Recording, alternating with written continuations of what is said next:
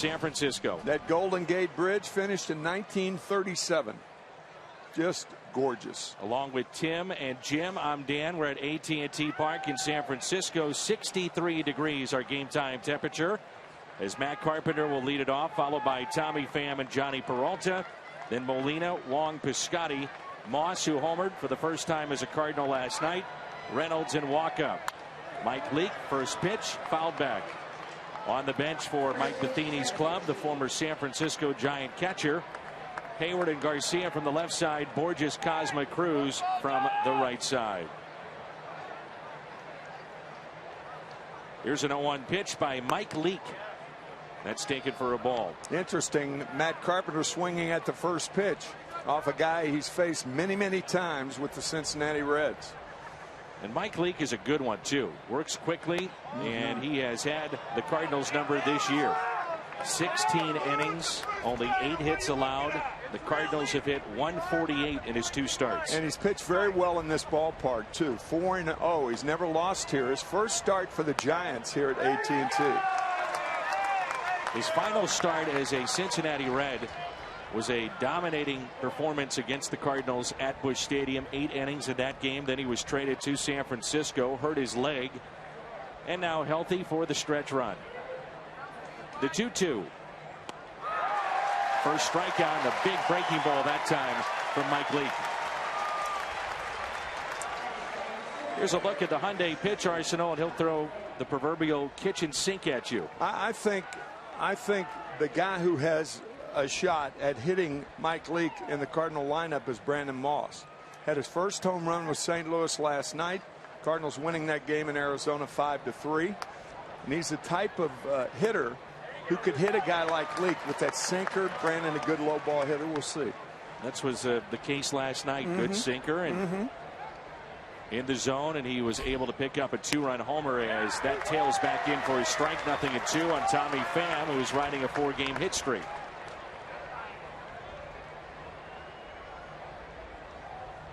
And the 0-2.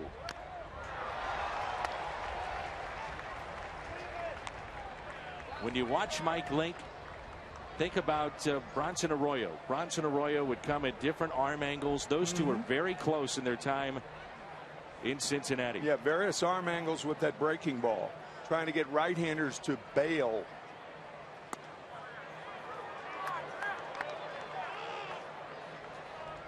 Remember that adage, don't let pitchers get you out of the way with 2 strikes. The 1-2. Pitch out and away. Back-to-back strikeouts from Mike Leake. The Giants defensively, Aoki in left, Blanco in center, Marlon Byrd, they just picked him up last week. He's in right. Duffy, Adrianza, Tomlinson, and Belt along the infield. Buster Posey is behind the plate. They are missing some big players in this lineup. Most notable would be Brandon Crawford, and it wouldn't be a surprise to anybody if he did not play this weekend. Johnny Peralta lines out to right to Marlon Byrd, and a quick 1-2-3 for Mike Leake.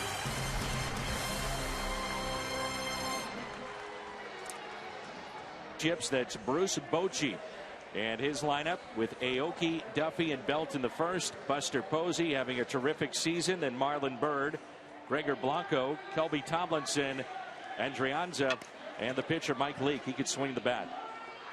Brandon Crawford, again, we don't think he's available this weekend, but he is listed from the left side. Then Perez, Susak, the backup catcher, and Justin Maxwell on the right side of the bench. Tell you, just watching Michael Waka warm up, he looks in top form tonight. And think about it, the last pitch he threw in this ballpark was a 3-run home run to Ishikawa last year to put the Giants in the World Series yet again. 3rd time in 5 years. There are not many managers that have the resume of Bruce Bochy, who probably sealed his fate in terms of headed to the Baseball Hall of Fame. No question. Here's Aoki, who was last year with the Kansas City Royals.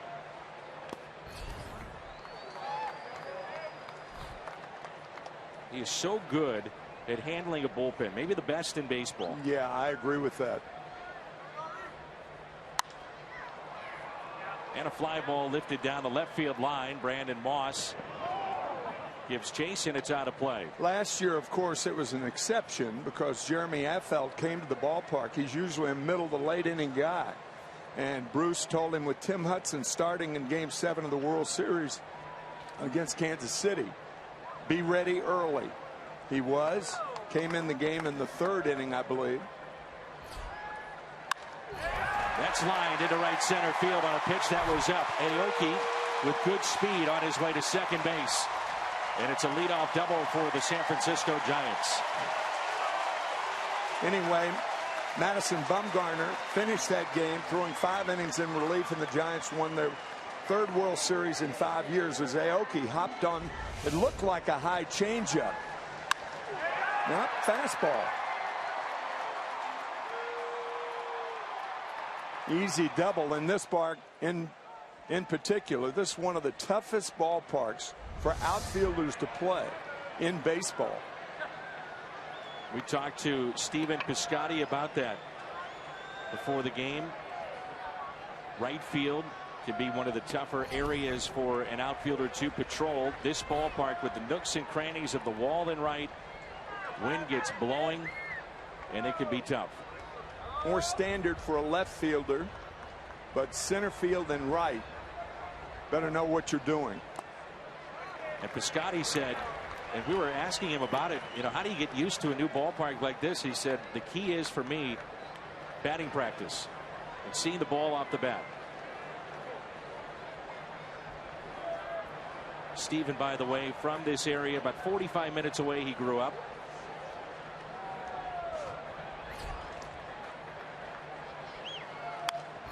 And that's hit out of play. So this is earlier, about 2 hours ago, for Stephen Piscotty, trying to get used to right field in this ballpark. And you have to take the bat off the ball of the hitter. Taking fungos doesn't work because a ball off a fungo bat does not react the same as a ball off the bat of somebody taking batting practice. 3-1.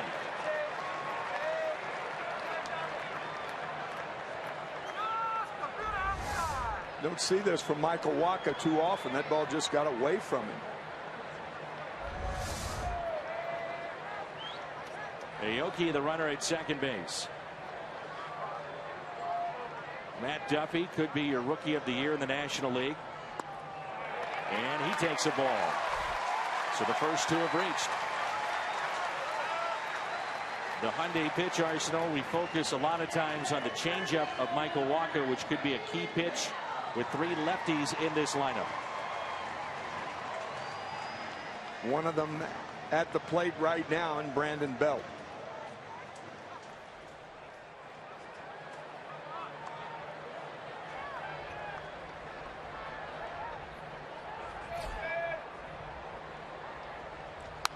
And Belt pops it foul and out of play.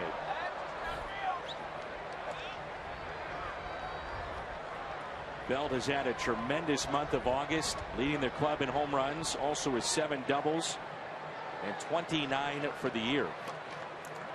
He's played left. He has played first base.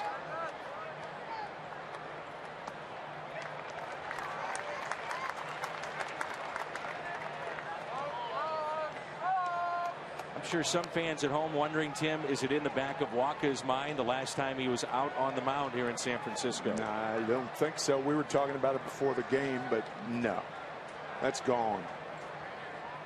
The 1-1 pitch to Brandon Belt. I remember a comment by John Madden, who is from this area, of course. Everybody knows that. One of the great announcers in the history of this country. And John making a comment about a defensive back after he was beaten badly by a receiver. He said it's his job to forget. And for Michael Wacha, it's his job to forget. Here's a 1-2 pitch. And a fly ball lifted into shallow left center field. Pham will make the catch. Runners stay put. Cardinals got a break. I think you've got to force the outfielder to throw you out. We talk about that a lot. That's at borderline depth in center field, in fairness, though. So Aoki trying to decide And I think with one out, you do it. Because this is the first out of the inning. He's thinking about it. Both runners tagging. And he stopped. Cardinals got a break right there. A guy who could run, didn't run. So runners at first and second for the cleanup man, Buster Posey. 5th in average at .315.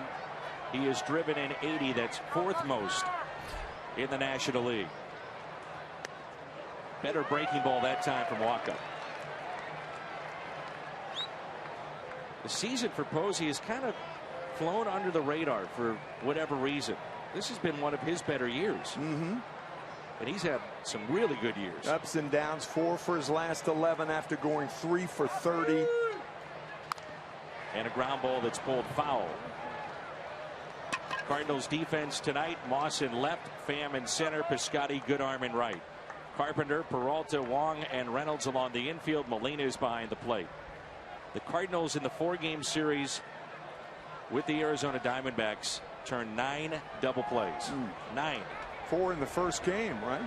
That's right. 2 of those 4 with the bases loaded.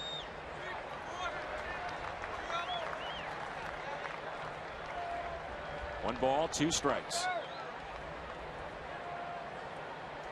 Buster Posey, very, very good.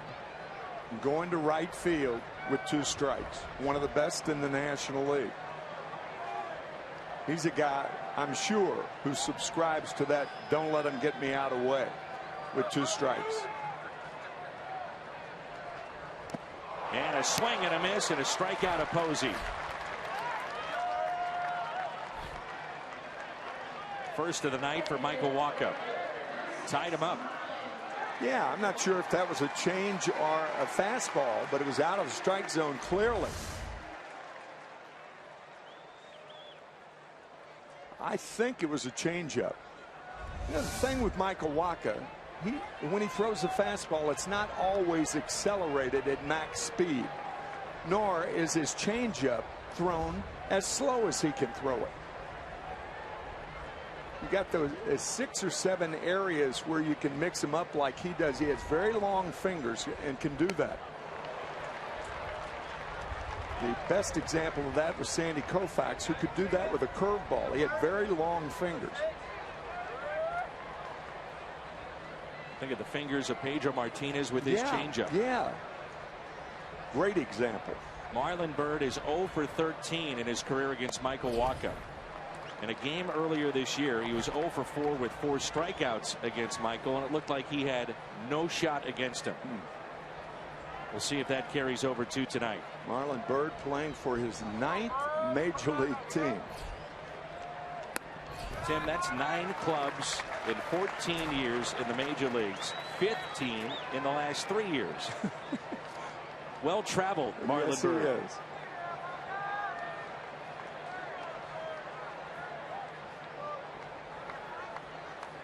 The 2-1. The Giants, with all their injuries, we talk about the Cardinals, but they also have key guys missing in this lineup. Pagan, Crawford, Panic, all missing. So looking for a jolt of offense, they go to Marlon Byrd. In 6 games, 2 home runs and 6 RBIs for San Francisco. And the 2-2 pitch. A strikeout of Byrd, who's now 0 for 14 against Michael Waka, and he pitches out of a 1st inning jam. Local product out of Stanford. Stephen Piscotty is coming up. There you go. Molina bounces it to short. 1 pitch, 1 out. Trying to keep on the same cylinders going into September. Way this road trip started, you weren't quite sure how things may turn out. Yeah. West Coast swing can be tricky. Look at a night like this, it can lull you to sleep out here. San Diego with that beautiful weather, cool weather. Here in San Francisco, reinvigorating. A strike to Colt Long. Not used to feeling this good in late August. Especially coming from Arizona. Yeah. It was hot. Here's an 0-1 pitch. Beautiful ballpark, AT&T. For my money, the most beautiful ballpark, at least setting-wise, in all of baseball. And the best view is where we're sitting. You bet. There's a line drive out to left. Aoki. 2 down. Once again, it's the Dodgers and Giants who will win the West. The final stretch between these two. And starting play tonight, San Francisco 2.5 games back in the West. They are 5.5 games out in the wild card. Clayton Kershaw going tonight against the Chicago Cubs. Worth noting that the Giants are 3 back in the loss column. That's very important. That is a game that is yet to be played and can always either, obviously, by the Giants, could be either won or lost. That's a brilliant conclusion. Here's a 1-0 pitch to Stephen Piscotty. Well, I'll tell you, I don't miss a beat. Don't. A game by the San Francisco Giants that will be played can either be won or lost. No ties. No. Unless we're in spring training. It must be won or lost. Feel like Steve Martin up here. Piscotty bounces it slowly to second. Taken there by Tomlinson, and they just get Stephen Piscotty. 6 up, 6 down. Mike Leake. McCarver, he is on his game tonight.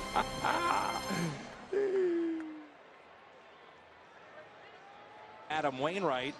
And with more on that, let's check in with Jim Hayes. Jimmy. Yeah, Adam Wainwright told me he's here for moral support. He told me Mike Matheny had told him at some point, quote, grab your pom-poms and head out on one part of a road trip. He said, Matheny said of Wainwright, he's such a positive guy, a positive presence. We love having him around.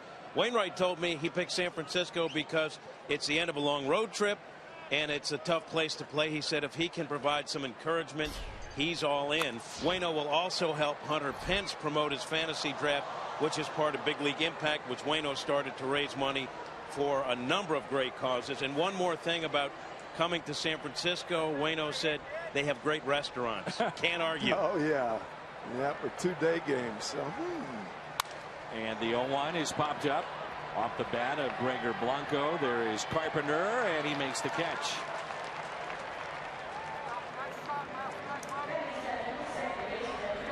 Brings in the second baseman, Kelby Tomlinson, who's filling in for Joe Panik, who's out with a back injury. And he's hit safely in 12 of his last 13. Homered yesterday for the first time in the big leagues, and that home run a grand slam. Unique name of Kelby. Kelby is the first major league first name to play in the major leagues. His nickname, however, by the San Francisco faithful is Clark Kent. Isn't that great? Isn't that wonderful? He's got the glasses. He's got the look. Oh, yeah. Kelby Tomlinson. He changed into his other uniform yesterday.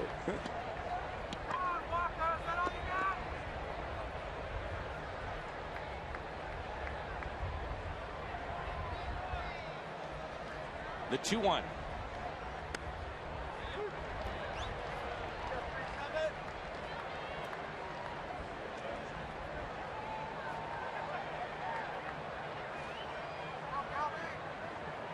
Big gap in left center field and a 2-2 pitch.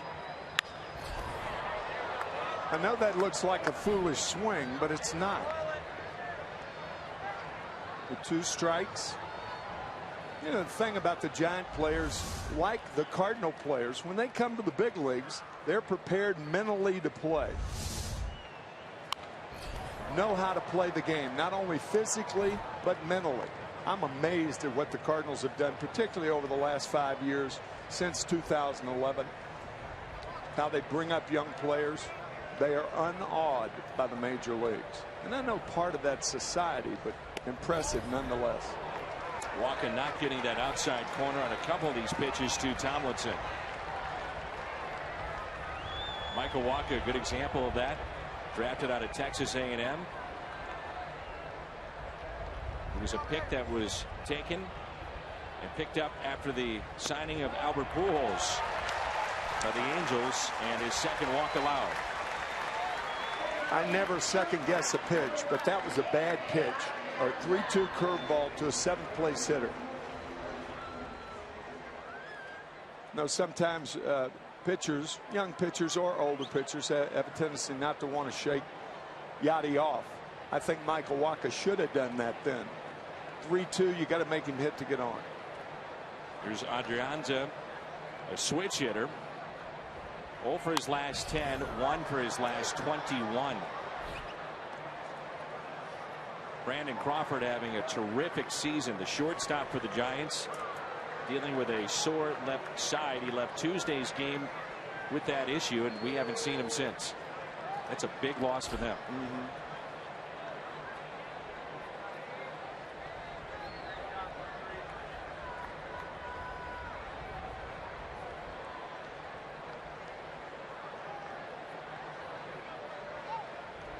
Here's the 0-1. Popped up. Carpenter again. 2 down.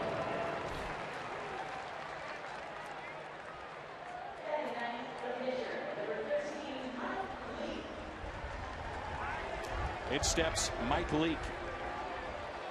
No out man by any means. It's swinging the bat. He was a terrific high school athlete. Shortstop, wasn't he? Shortstop, pitcher, center fielder, closer when he wasn't starting.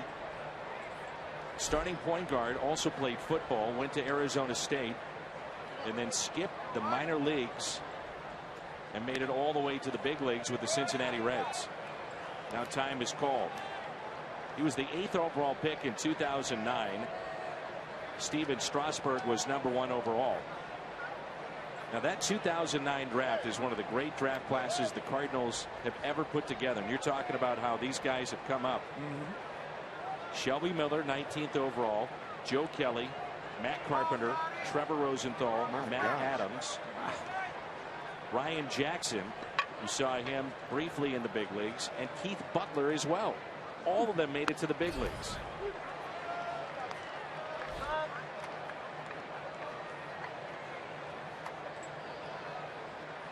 And speaking of drafting and who will run the draft for the St. Louis Cardinals, that job will now go to Randy Flores. He is the new man that will run the draft, the former Cardinals reliever. You called the great game, 2006 Game 7, NLCS. Wainwright, the breaking ball that freezes Carlos Beltran. Cardinals go on, win the World Series. Home run by Molina in the top of the 9th. The winning pitcher that night, Randy Flores. Good going. Forgotten that. A swing and a miss by Mike Leake. 3rd strikeout. But I won't forget it now. 15-3 in their last 18 home games. And dating back to October 1st of 2010, they have sold out now 390 consecutive games. Orange and black, big colors in this area. China Basin here in lovely San Francisco. Cable cars climb halfway to the stars. Great city, great ballpark. Even better than Candlestick.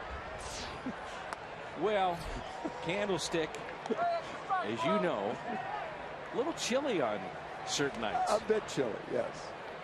We were doing games there and just freezing.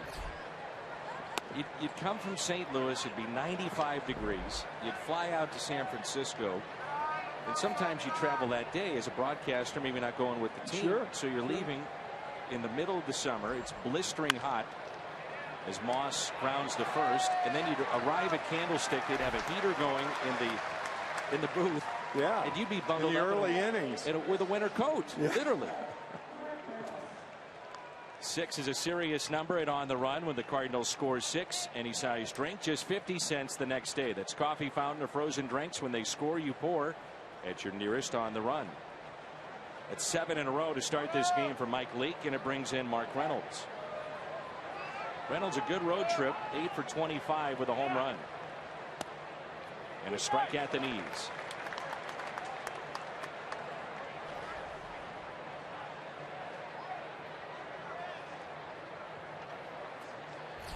Located in the China Basin, AT&T Park here in San Francisco at 24 Willie Mays Plaza. 24. Could he ever play? Occasionally still see him at the ballpark.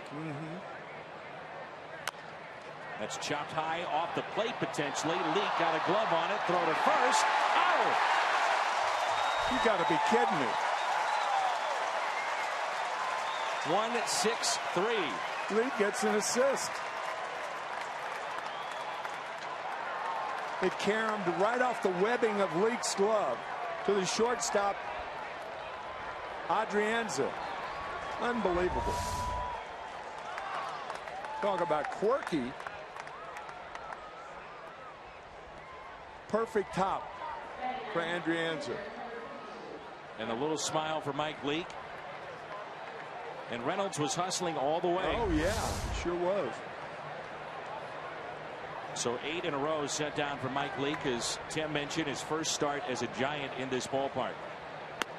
And a strike to Michael Walker. A lot of first pitch strikes here early on, it seems like, from Mike Leake. He's 7 not messing of 9. around. Yeah. 7 first pitch strikes to the first 9 hitters. Walker sees that pitch. He's saying, okay, make sure I get that too.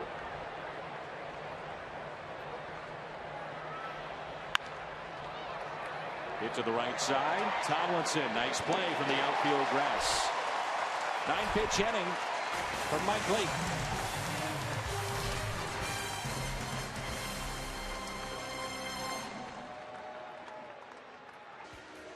Michael Walker is our BJC Healthcare difference maker. Highest winning percentage in the National League this season, as Michael Walker is trying to pick up win number 16. Very good chance, with still over a month to go, to become a 20-game winner this year. Zach Greinke is off a 1-0 shutout, a 3-hitter, I believe it was, a couple of days ago, with a 1.61 earned run average. And as an announcer, we're supposed to be objective in the whole bit, but I've got to tell you, from my viewpoint, I don't want him to break the earned run average of Bob Gibson in 1968. I can't help it. I'm sorry. You're entitled. So here's what I did. I called Dan Hyatt, our guy in Denver today, and asked him, Dan, what would it take for Zach Greinke to break Bob's record of 1.12? He said, I'll get back to you. He got back to me a half hour later and said he could pitch 7 complete games and not give up an earned run for the rest of the year, pitching every 5th day. 7 complete games. 7 complete games, 9 innings for each, and not break Bob's earned run average, a 1.19 ERA. How good is that? I think Bob is safe. What it shows you is how remarkable that year was. Well, that's hard to even think. 7 complete game, no runs scored, no earned runs scored in any of those games, and still not break the 1.12. That's incredible. Yeah, it really is. I think you'll be able to sleep tonight now, knowing I think that. so. It's safe. I'm going to go out on a limb and say it's safe. Yeah. Good thinking. 1 ball and 2 strikes. Top of the lineup. Here's Aoki against Michael Wacha near the bottom of the 3rd. It's a 2 Carpenter and sneaks under the glove, but that'll be an error on Carpenter, number 12. They call that position a reaction position. This is a reaction on a ball that I think Matt thought go forward, because if you lay back, Aoki's got too good a speed. It was just that slight hesitation. Yeah, but I think the ball went under the glove. It was not a short hop. Oh, it was. Just a bit of a short hop. A little bit of both. Yeah. So now it's Matt Duffy.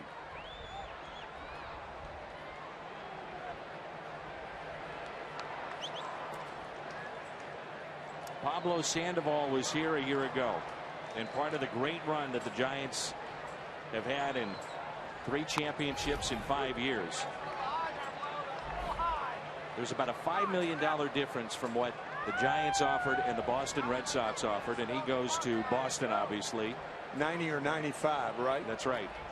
And Matt Duffy now gets a chance to play, comes out of nowhere, and he might be the National League's Rookie of the Year, and he's playing third base. Pablo who?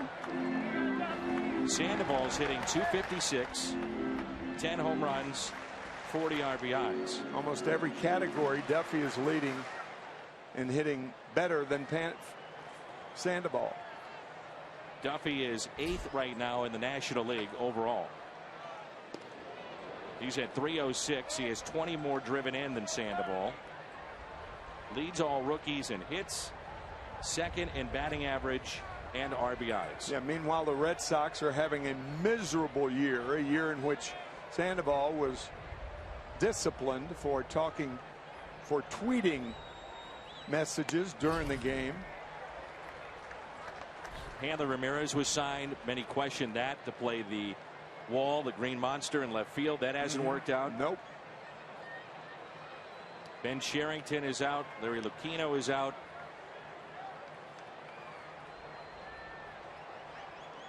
It'll be the third time in 4 years that they finish in last place. There's a breaking ball, and it's lifted into left field. Brandon Moss is there to make the catch. And there's one away. Watch every out-of-market game live or on demand in true high definition on over 400 mobile and connected devices with MLB.TV Premium. Real-time highlights, live look-ins, pitch tracking widget, and more. Blackout and other restrictions apply. Visit MLB.TV for details. Here's Brandon Belt, fly to center, and it might be a play that we look back on in this game, not tagging up the runners at first and second, but clearly the runner at second, Aoki, back in the first inning. A ground ball that's hit to second, little shovel pass there, and it's dropped by Johnny Peralta. The second Cardinals error in this inning. Johnny with only 5 errors this year. I don't think I've seen him drop a ball on a double play attempt all year. Last 2 years. Yeah, since he's been a Cardinal. Yeah, that's right. Aoki sliding in, and Wong giving Johnny a good feed right at the shoulders, outside part of the bag. Johnny just dropped it. Posey at this spot back in the first. Runners at first and second, and now he's hit by the pitch. Bases loaded.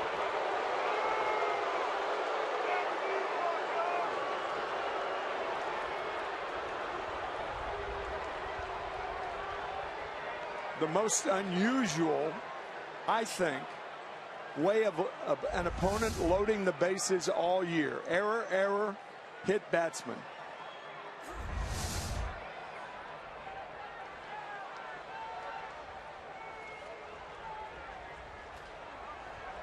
See them now trying to settle down their young right-hander. Should be out of the inning. Pittsburgh has posted a victory tonight, 5-3 over Colorado. Aoki reached on the air by Carpenter. Belt reaches on the air from Peralta. Posey hit by the pitch, and now it's Marlon Byrd. Acquired for minor league pitcher Steven Johnson from Cincinnati.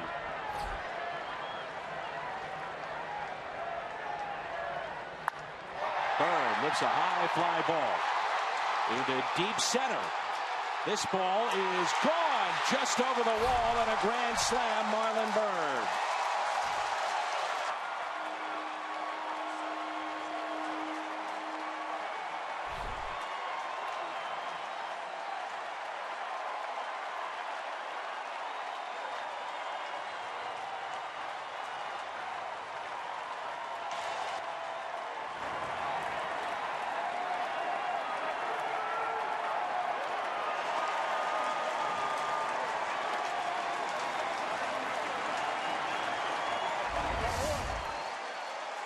Curveball.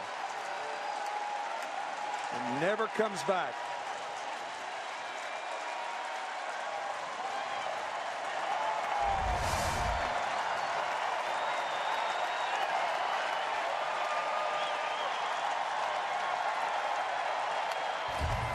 foul back by Gregor Blancos. These fans want a curtain call, and they just got it from Marlon Byrd, his 22nd home run this year.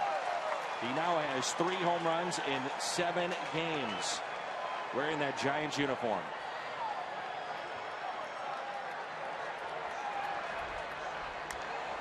Little tapper back to Walker. Steps and throws and makes the play. 9th career grand slam for Marlon Byrd.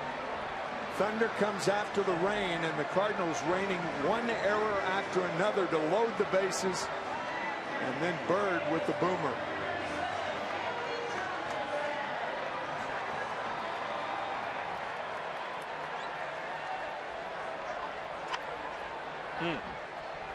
Kelby Tomlinson walked his first time up, and there's strike one. 4-0 San Francisco on the grand slam off the bat of Marlon Byrd. In an inning that Walker should have been out of. Lined into right field for a base hit.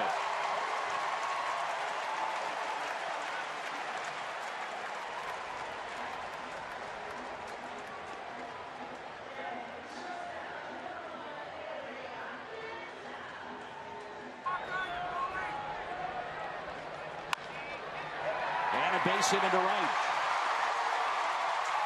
Stopping at second, Tomlinson. And Mike Leake will try to add to this 4-run lead.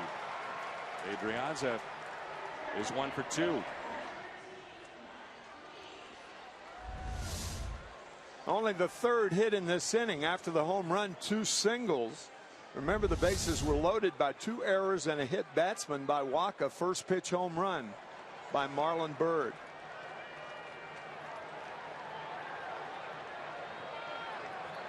You don't mind being behind.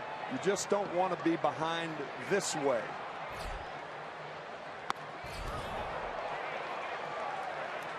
Strike one on Leake. Walker has struck out 3 tonight. He has walked 2. He's hit a man.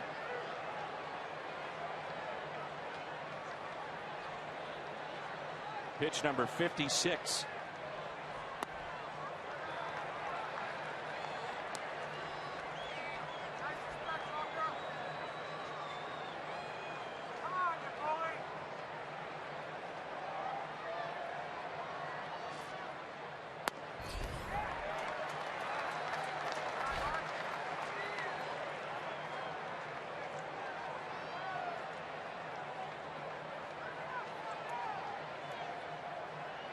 Two-one pitch.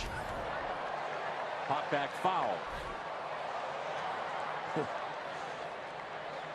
Leaning the same way. That's smart, Dan. Should have seen our booth. If there was a camera on us, nobody wanted that foul ball. No. That thing hurts when it hits. Here's a 2-2. Foul back again right below us.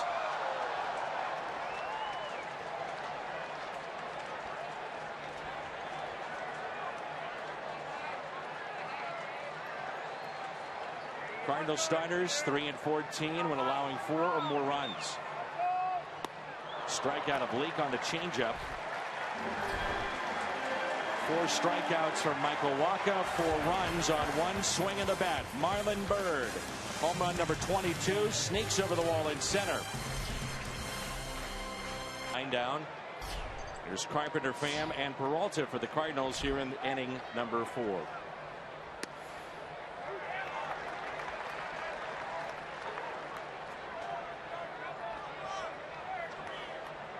Mentioned that Pittsburgh has posted a victory tonight, 5-3 over Colorado.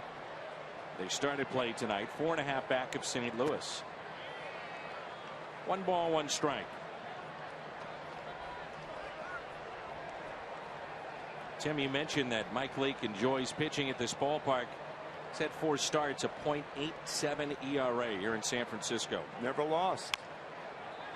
It's a park designed for a pitcher like him. He throws a lot of ground balls. Not going to give too many home run balls in a park like this. Of course, no pitcher is going to give a lot of home runs. Ball just does not carry that cavernous part of the park. 421 to right center field. There's a base hit into center. That's a knock right there. That's a swing in anger by Matt Carpenter. And again, a 2-strike swing and a base hit. I was talking with Matt before the game, and he said this approach with 2 strikes has been with him all the way since Little League. And I said, well, how does that happen? He said his dad, when he used to throw BP to he and his brother, would intentionally throw balls out of the strike zone, even as little guys. He said 5, 6, 7 years old. He said if it's out of the strike zone, don't swing. And so he would do it on purpose. And he said this approach has been with him his entire life. That's wonderful. What an approach it's been. Great player. Now Tommy Pham, who struck out back in the first inning. He's had a good road trip. 387. That pitch taken low and away. Mike Leake made the jump from being drafted out of Arizona State all the way to the major leagues. First to do that since 2000. Xavier Nady, remember him? He was a power hitter with San Diego. Sure. He did the same thing. Many have done that. There have been 9 Hall of Famers that have made it to the big leagues without stepping foot in the minor leagues. The last to do that, Dave Winfield, 1973. University of Minnesota to the Padres.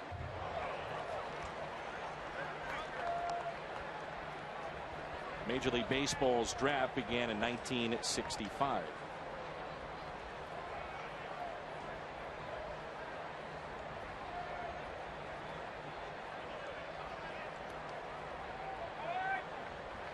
One ball and 2 strikes.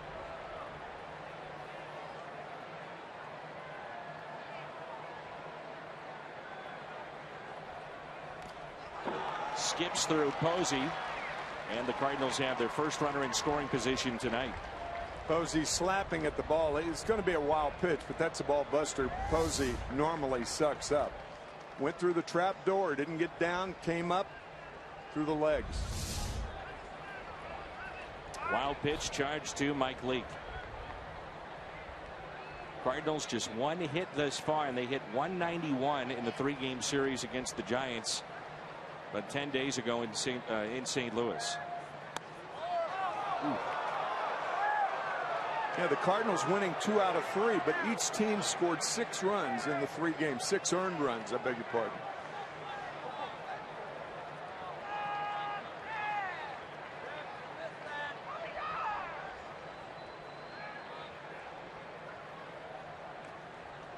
The 3-2. And Pham stays away. Great at bat. A lot of young players will chase that pitch, don't they? Yeah, I was thinking that's the way you earn your stripes. You know, got a little thing going. Tommy, nice little tidy 4-game package where he has 6 hits. That was a tough walk. 2 close pitches. That 2-2, 3-2 pitch. He was not biting. Here's Peralta. And a ground ball that's hit towards third. Out at second. That's all they'll get. Pham going hard into second base. I think Matt Duffy should go to third base on a ball like that. It's a 1.5 steps to his right. And Peralta is not a fast runner. You know, I'm not sure whether he knew where third base was. How close he was to it. Comes in. I think it's a better play. Of course, you know, in the heat of battle, you don't know. Thinking that normally, but the ball wasn't hit that hard to go to second base. But by stepping on third, you at least eliminate the lead runner. And clearly, now the Cardinals with 1 out and the guy on third. His best chance would be to step on the bag. I don't think there's any question about that. So runners at first and third for Yadier Molina. Grounded out to short first time up. He's 0 for 1 tonight.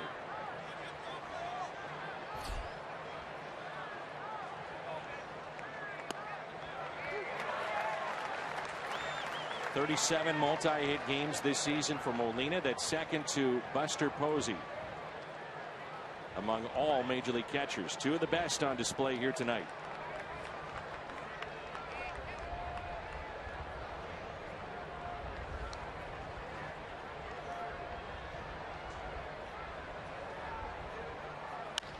Hits it the other way, and a base hit into right field, and the Cardinals get on the board. It finds a hole between Tomlinson and Belt. RBI for Yadier Molina, number 54, and it's 4-1 Giants. You're going to call that slider away. Yadi says, well, I'll just hit it the other way. It's a little off the plate, just by Brandon Belt.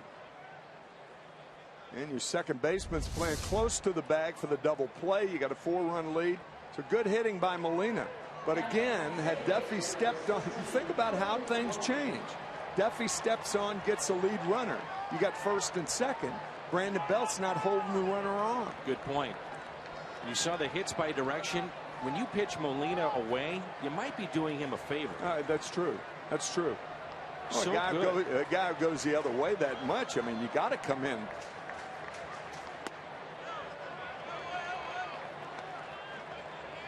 The fog beginning to roll in here at AT&T Park.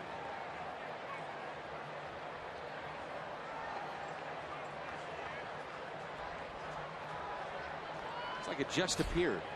It happens. Inside to Colton Wong.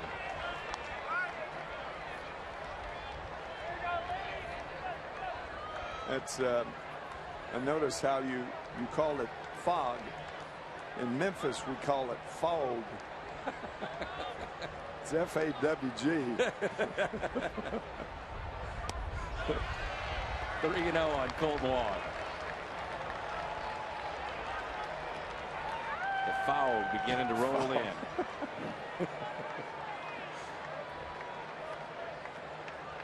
Like 6 syllables. Fog. To stretch it out a little bit. A strike to Colton Wong. Free pitch right here. Make sure it's a strike inside part. Go to tie this game up. Wong is sitting on 11 home runs. He has driven in 51. Hit sharply to second. Double play ball and bobbled at second base. What should have been an inning-ending double play extends the top of the fourth for St. Louis.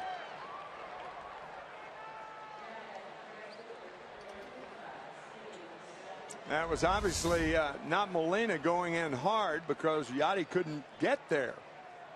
But Adrianza bobbling the ball, recovered to almost get Wong, but not quite in time. So it's the Cardinals who have a defensive break, even though no error given on the play. And now it's Stephen Piscotty. I think that should be re-examined. You know, there's sometimes where that is a double play ball. That ball has got to end the inning. That's the way I look at it. Well, you know, Mike Leake is thinking that too. Oh, bet. More than anybody in this ballpark. 2 outs, 2 on. Stephen Piscotty. Piscotty rips it out to left, and that ball gets down past Aoki. 2 runs will score. Piscotty delivers again with a double, and the Cardinals are right back in this game. It's 4-3.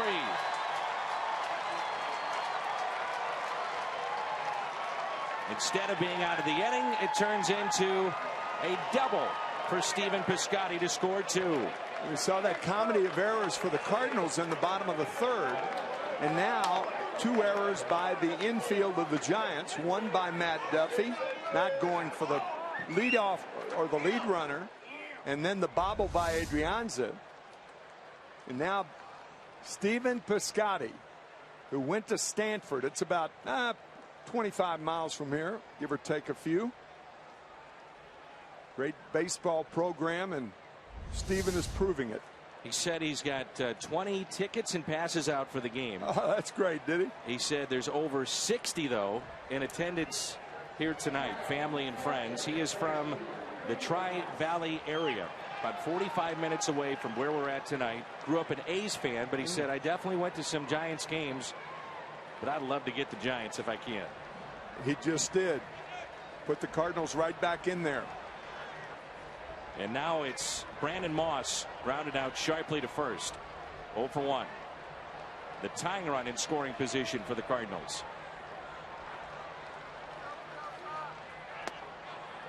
coupled with the fact that Wong, it's virtuous when a guy hits a ball that he thinks is going to be a ground ball. You run to first base and you really want to pull up. You're mad because you're in the process of making 2 outs, getting your team out of an inning.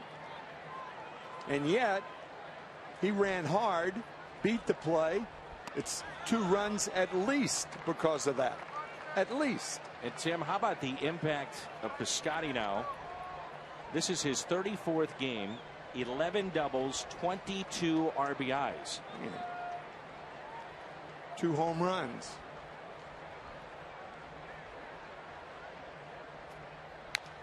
Two and one. What a Quinella. On August 16th, he got his first home run. August 17th, he got his first triple.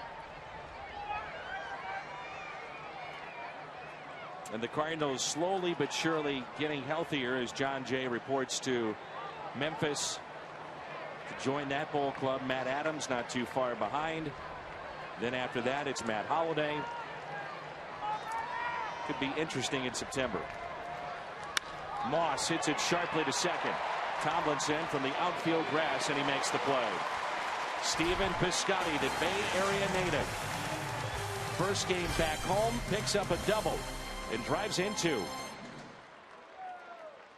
Let's check in with Jim. Yeah, Matt continues to make major progress as he fights his way back from that elbow issue that's kept him on the DL since late June. Belisle threw off the mound for a second time today. He told me he threw 30 pitches, used them all too, the fastball, slider, changeup, etc. He says he was throwing at about 75%, but went full bore for the last 5 or 6 pitches, and it felt so good, quote, he wanted to do backflips. He says they're still figuring out his next step, but for a guy who's really battled through this elbow problem, even just figuring out what was the cause of it, he is obviously pumped, Dan. Again, another arm. Yeah. Depth in that bullpen potentially. Well, we're getting into backflip territory too, with the Olympics coming up and Brazil next year.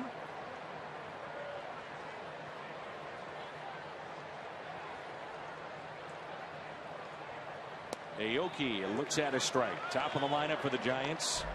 He's been on base twice. Double to right center. Reached on an error by Carpenter and scored. The Cardinals committed 2 errors in the third. Should have been out of the inning unscathed. And it turned into an extended inning and a grand slam. There's a broken bat as Walker flips to Mark Reynolds for the out.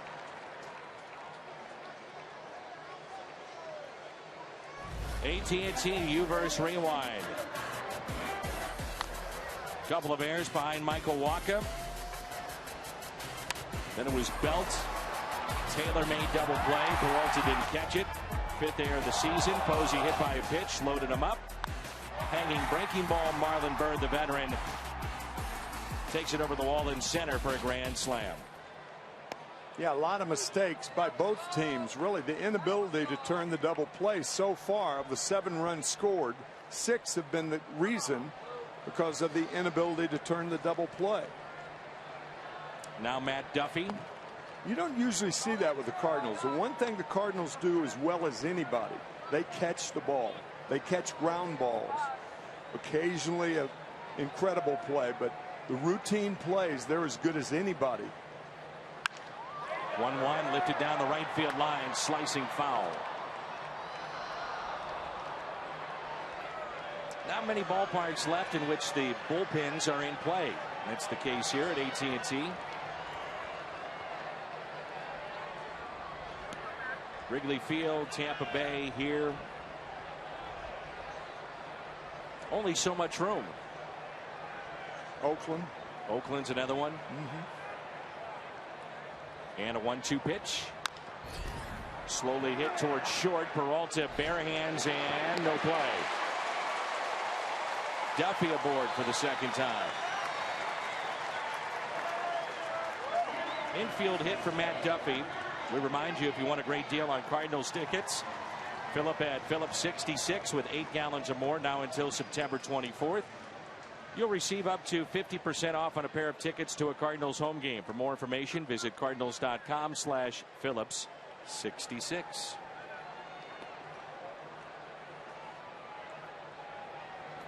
The Dodgers and Cubs Tied at 1. That's in the 3rd inning. We'll keep an eye on that game. Tim, Washington loses again tonight. This evening it's against Miami 4-3. Oh, boy. They started play 6.5 back of the New York Mets. Mets have won 7 in a row. That's a completely different looking lineup, everyday lineup from the team that we saw. Mm-hmm. And Mark Reynolds is saying, let's take a look at this. He immediately went looking toward Mike Matheny and David Bell.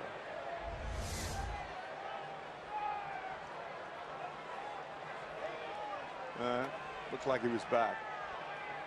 If that throw had been down, he would have been out easily.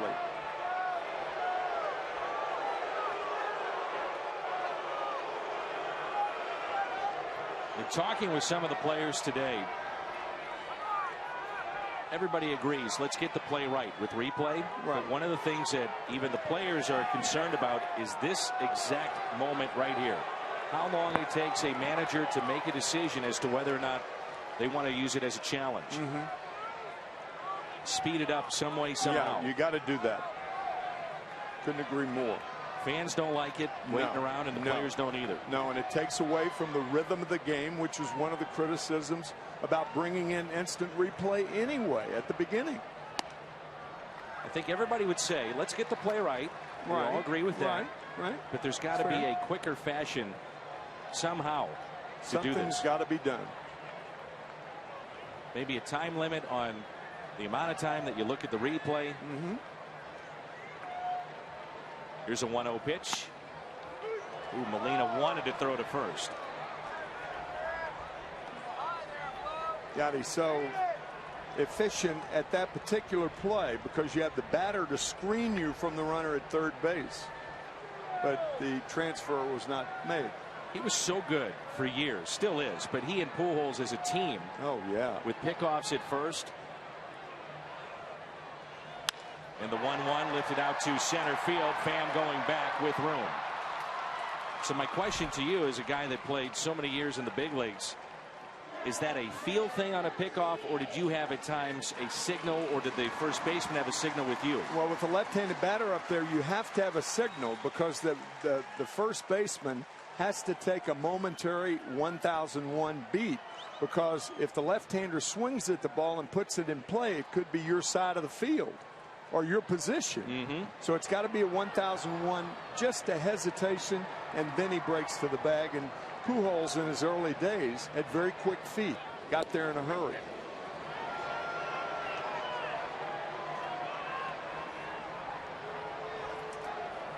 Duffy with 7 steals this year. He has not been caught. 2 outs, and here is Buster Posey. Hit by a pitch and scored, and also struck out. Ground ball that's hit to short. Peralta to Colton Wong, and the inning is through. We head to the 5th. Giants on top by a run. Of Fox Sports Midwest. It'll be Reynolds, Waka, and Carpenter for St. Louis. Mike Leake made his 6th opening day roster this year. Doesn't turn 28 until November. 3 times he was in double figures and wins with Cincinnati. And Tim, you noted early on that he throws strikes, a lot of first pitch strikes. He's gone 8 innings or more in 7 different games this year. And that's about efficiency when you think about in this day and age, pitch counts. Me? Exactly. Something for which to be proud. 8 innings, 8 times.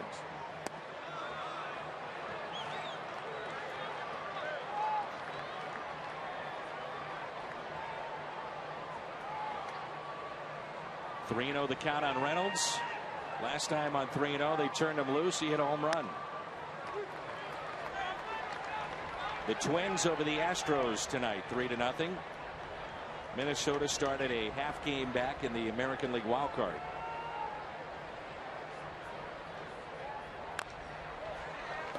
Think about this. Those 2 teams, just looking at this, had baseball's worst records combined the last 4 years.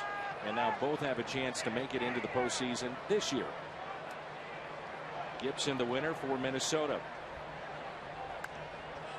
I think baseball is careening toward one of the more exciting postseasons in their history. Certainly in the short history of the wild card. First the one wild card and then the two.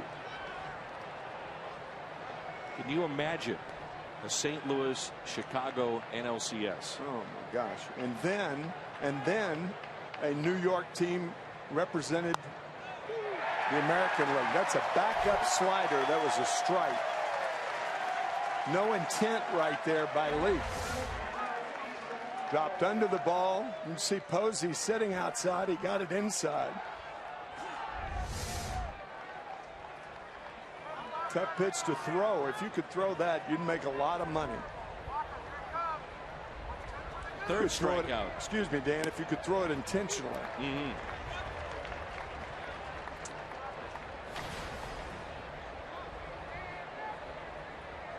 Here's an 0-1 pitch.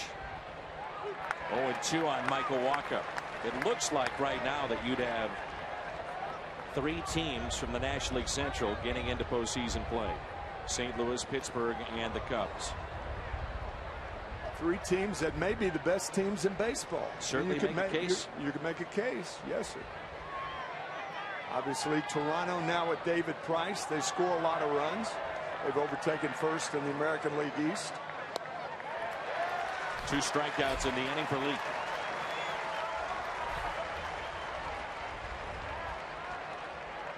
The Giants are in a stretch right now against teams above 500. They've done so. Meanwhile, when you look at what the Cardinals have been able to do against teams above 500, St. Louis 35-21. The Giants at 500. Giants right now have seen Chicago, Houston, the Nationals, Cardinals, Pirates, and Dodgers. A 26-game stretch in which they are 9-11. They will not see an opponent that's under 500 until September 3rd. So this stretch may define their season.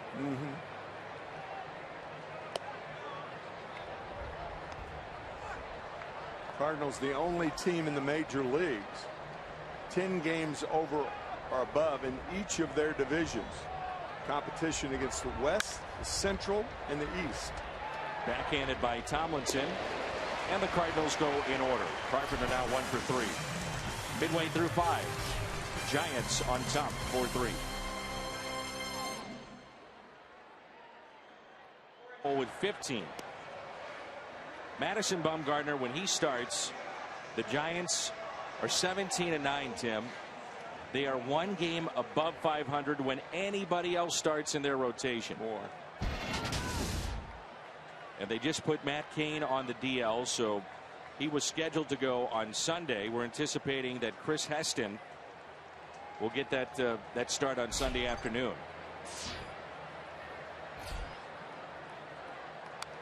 You know, your Marlon Byrd right here. The last swing he had before that foul ball was a home run on a curveball. You eliminate it from your vocabulary your next time up. Eliminate the curveball. So now you look as fastball changeup. If you get the curveball, you tip your cap to him. Change up there. 1 ball, 1 strike.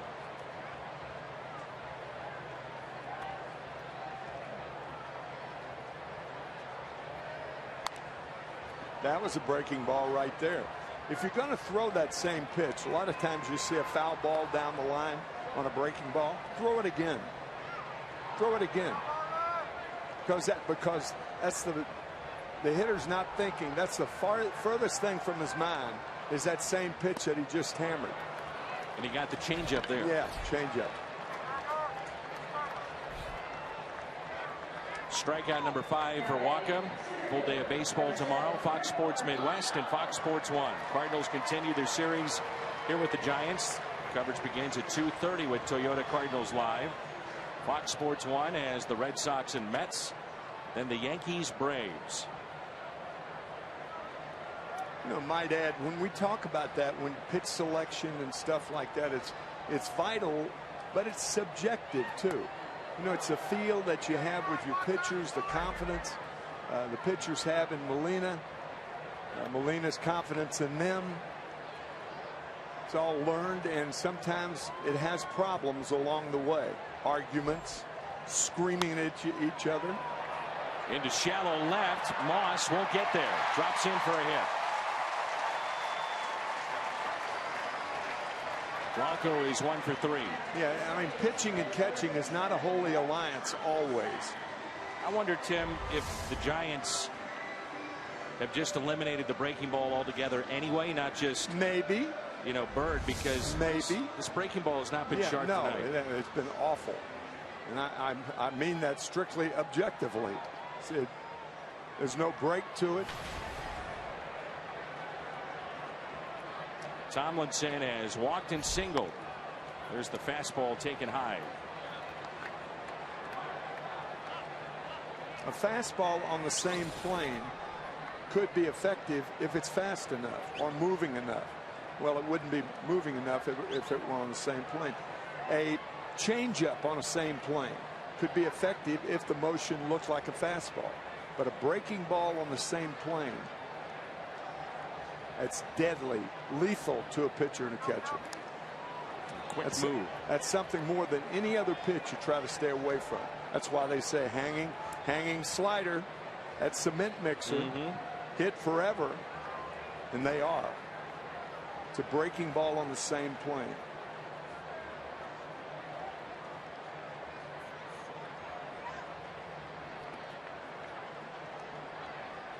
One-0 pitch. Hope it's not too confusing, because I mean, my job is to try to simplify and not add to. There's always a danger of that, but it's such a complicated dual approach to baseball.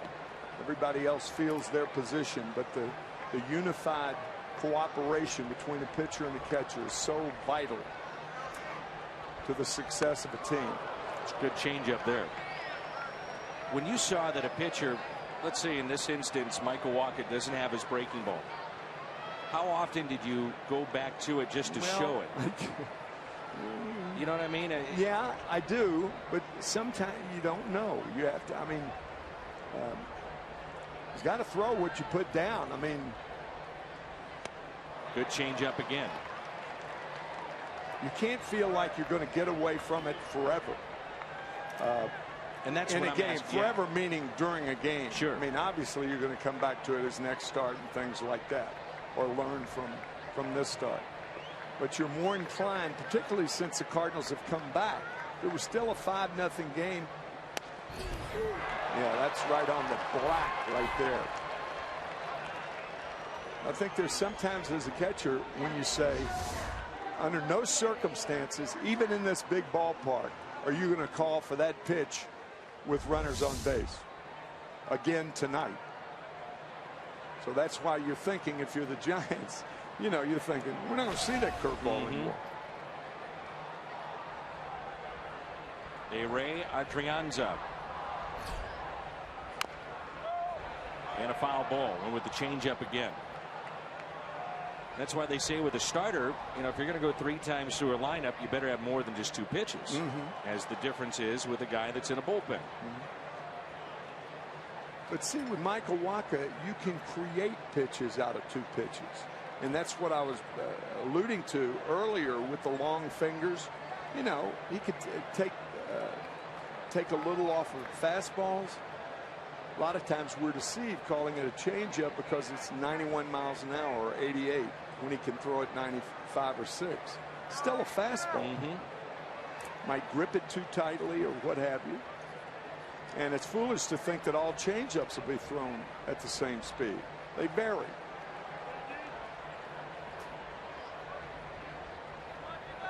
Pitch number 84 of the night, and instead it's a check. Over at first, Gregor Blanco, who has 12 stolen bases this year. Dodgers and Cubs tied 1-1. Before the game, Yasiel Puig was put on the DL, out with a hamstring injury. Adrian Gonzalez sure gets a lot of those, doesn't he? Yes. It's the second time this year for Puig. Gonzalez, they thought they may have to put him on the DL. You might be able to deal with Puig. I mean, they have a surplus of outfielders. He's having a down year. Gonzalez, though, that's a different story. That's 24 home runs and 75 RBIs. He buoys that offense. Yes, he does.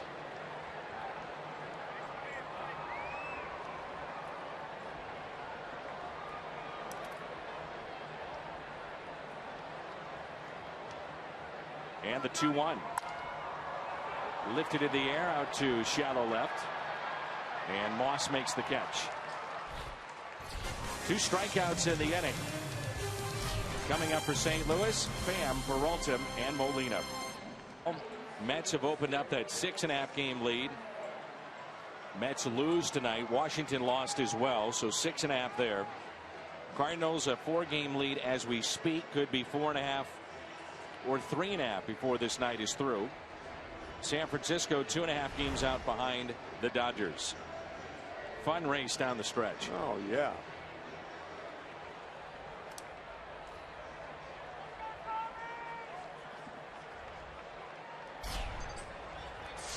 Here's Tommy Pham. Pham is struck out, walked and scored, and a breaking pitch drops in for a strike. Peralta on deck, and then Yadier Molina. Hot shot and off the glove of Tomlinson and into center field. A base hit for Tommy Pham. Very good road trip for him. Boy, that was a tracer, huh? A low liner. I think it hit Tomlinson on the wrist, trying to backhand the ball. That ball was smoked. Outside of the left wrist. Could see him right now just trying to get the feeling back in it, rubbing that left wrist, and now it's Peralta. Strike 1.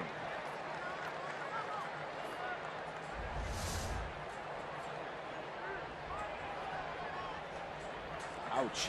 Ouch is right.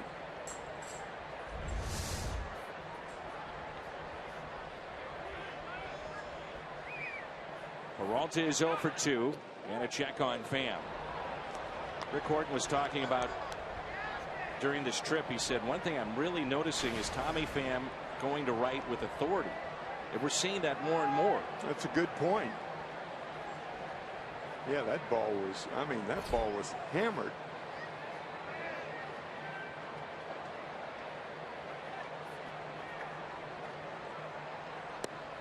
Therein lies the contest. A pitcher and a catcher's job is to keep the ball off the fat of the bat. A hitter is supposed to use the fat of the bat, whether he pops it up, grounds it out, hits a ball out of the yard, or what have you. And that's it. Mano a mano. Team game, but individual in every way. Man, is it ever.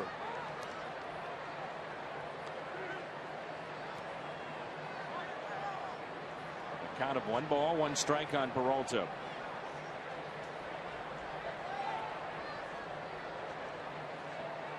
Pham with 1 stolen base this year.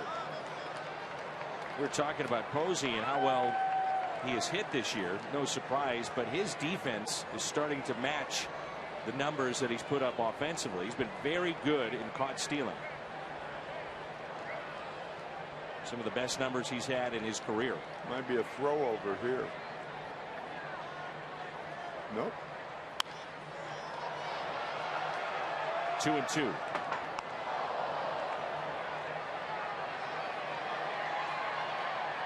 Cardinals playing so many 1-run games, low scoring, tight games. Their pitching does that. Their offense is like that this year too. You just get the feeling, Tim, that this is going to be the type of games that they play into September, into October. As Peralta hits a high fly ball into right. Bird broke in, now goes back to make the catch. Pham is tagging up. Great diving play. in head first into second base. Great play. Reason Tommy Pham took second on that play was Marlon Byrd caught the ball back, going back. That one little step, and he knows that he's not going to be able to generate a strong throw. Right there. Too much to do. Good play. Yeah, he's got to get back and come forward with that. As much as he can, and he had time to do it because it was a fly ball. Line drive, you can't get back. I mean, you got to just make the play. Molina single to right, picked up an RBI back in the 4th inning. 1 for 2 tonight. Tying run at second base.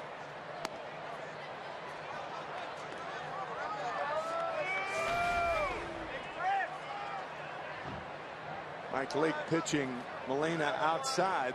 The difference is that Brandon Belt's not holding anybody on right here. You don't mind pitching Molina outside, but not when the first baseman's holding a runner on, as he did the last time. Again outside, 2 balls, no strikes. Dodgers have picked up the lead over Chicago. That's 2-1 in the bottom of the 6th.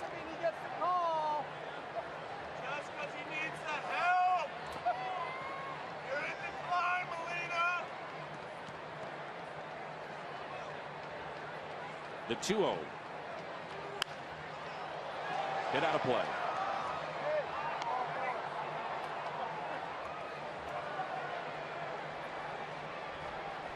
The Cardinals now with 4 base hits against Mike Leake. He's struck out 4. He's walked 1.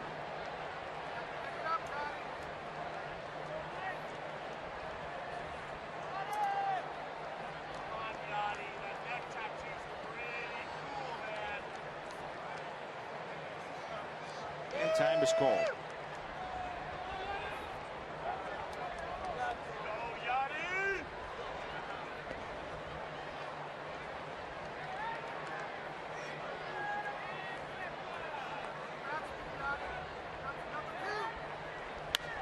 Molina serves it into right. Bird again broke in. Has to go back. Pham will tag up again.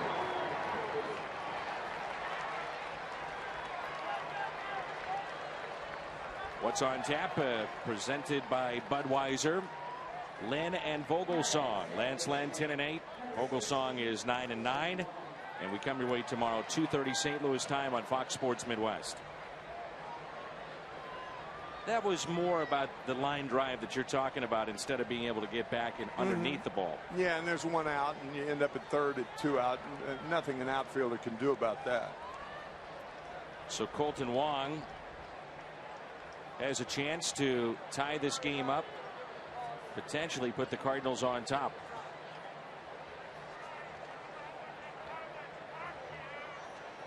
Wong, Peralta, and Carpenter all have at least 10 home runs, 20 doubles, and 50 RBIs. Last time that happened with a second baseman, shortstop, third baseman, 1953 for the St. Louis Cardinals. Eddie Stanky was the manager that year, was he not? And Red was at second, Sally Hemus at short, Ray Jablonski at third. In 1953, that was the first year that the club was owned by Anheuser-Busch.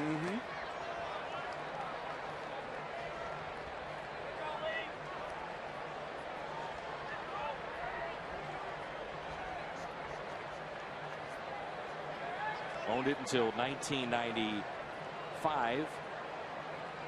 New ownership led by Bill DeWitt took over. The 1-1.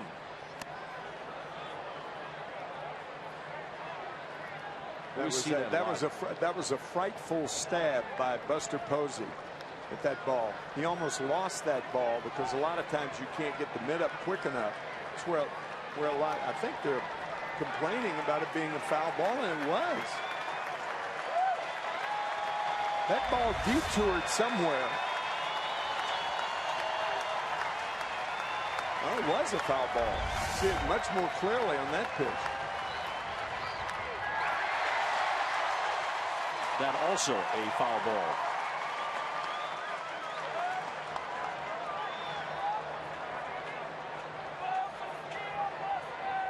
See, Leake and Duffy are going to give Posey some time here.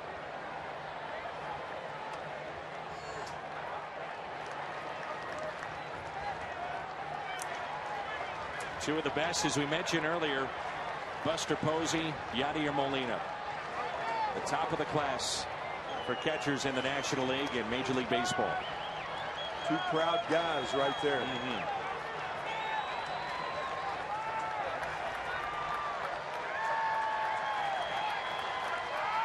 now the 1-2.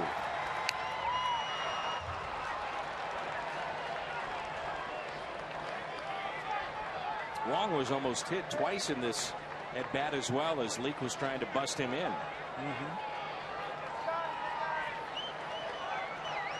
Been hit 13 times this year. They set up inside.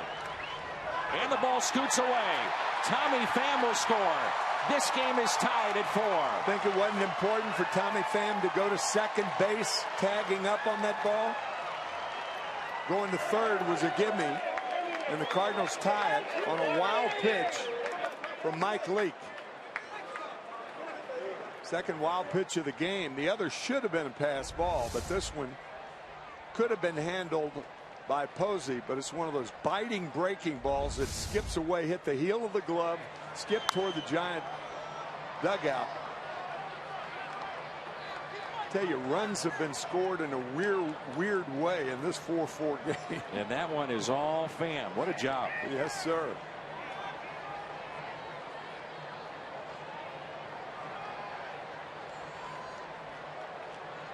It's another 2-2 pitch to the Cardinals second baseman Colton Wong, and now time is called. Inning started with a base hit by Pham off the wrist of Tomlinson, and that caromed into center. Then a pair of fly balls to right. Pham would tag up, and eventually he would score. Full count here on Colton Wong.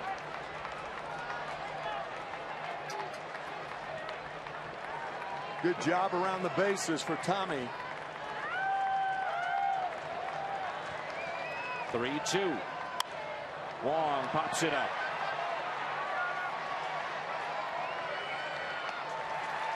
So base hit, Tommy Pham. After that, the fly ball by Peralta, as Tim noted, went back on it. Pham read it. Advanced to second. Then the line drive off the bat of Molina. Wild pitch. All of a sudden, we're tied up. 4-4 here in San Francisco. Just $7 when the Nationals come to town starting on Monday night. That's Pop Fowler out of play. Visit Cardinals.com/Papa John's. Dan, that is the uniform that every major league player wants to have in the 6th inning of every game he starts. Dirty uniform. You know you've done something. He's been busy tonight. Yeah, you can't do that standing up. This goes, though, as you talked about during the Open, the depth of this organization. Guys like Pham and Piscotty that just, you know what, it takes a little time to get here, but once they get here, they are ready to play and contribute, not just be here. Auditioning every day. There's Wong in foul territory. Auditioning every day and realizing that it's the consistency that they're striving for, to be able to play on a more regular basis, and injuries give them the opportunity. You could say that about both franchises, the Giants and the Cardinals. Look at that, talking of consistency. It pretty much sums it up right there, doesn't it? Not only in 5 World Series, but they've won 4. Cardinals 1, the Giants 3. I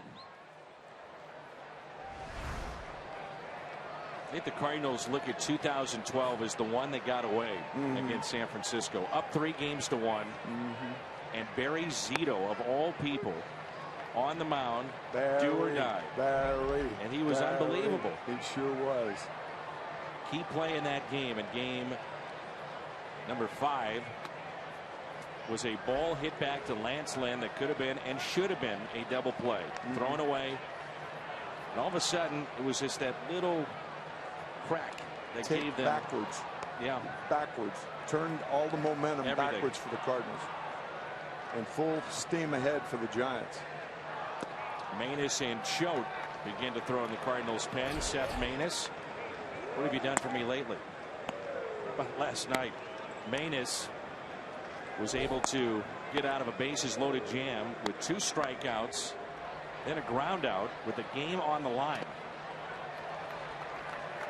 3-1 the count. I might say any pitcher, it's a good job by any pitcher, but it's so atypical for Manus to do that with 2 strikeouts and the 3rd out via the ground out.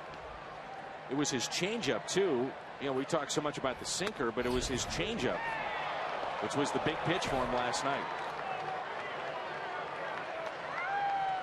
3-2 the count on Aoki. You know, that's the one thing you rarely see from Michael Wacha is him shaking his head. I think he was shaking his head at Aoki, who thought it was ball 4, and it was right down the middle. Defensive swing. Wacha fires a strike to first and gets him. What a play by Michael Wacha. That was Wacha's best fastball of the night. Yes. A little frustration too with that, wasn't it? Here you go. This is a bullet. I mean, a seed. A tracer to first to get Aoki. And so 2 down, and it brings in Matt Duffy. Duffy on base twice with a walk. Fly to left and also single. You know, Dan, you try to forget if you're a pitcher, and as quickly as you do, the better off you are. We all know that. But somewhere in the gray matter, that hanging curveball to Marlon Byrd, it's back there somewhere. Maybe it won't come out until tomorrow or the next day. But it's there. His anger, yes. The Cardinals have been so cautious with Michael Wacha.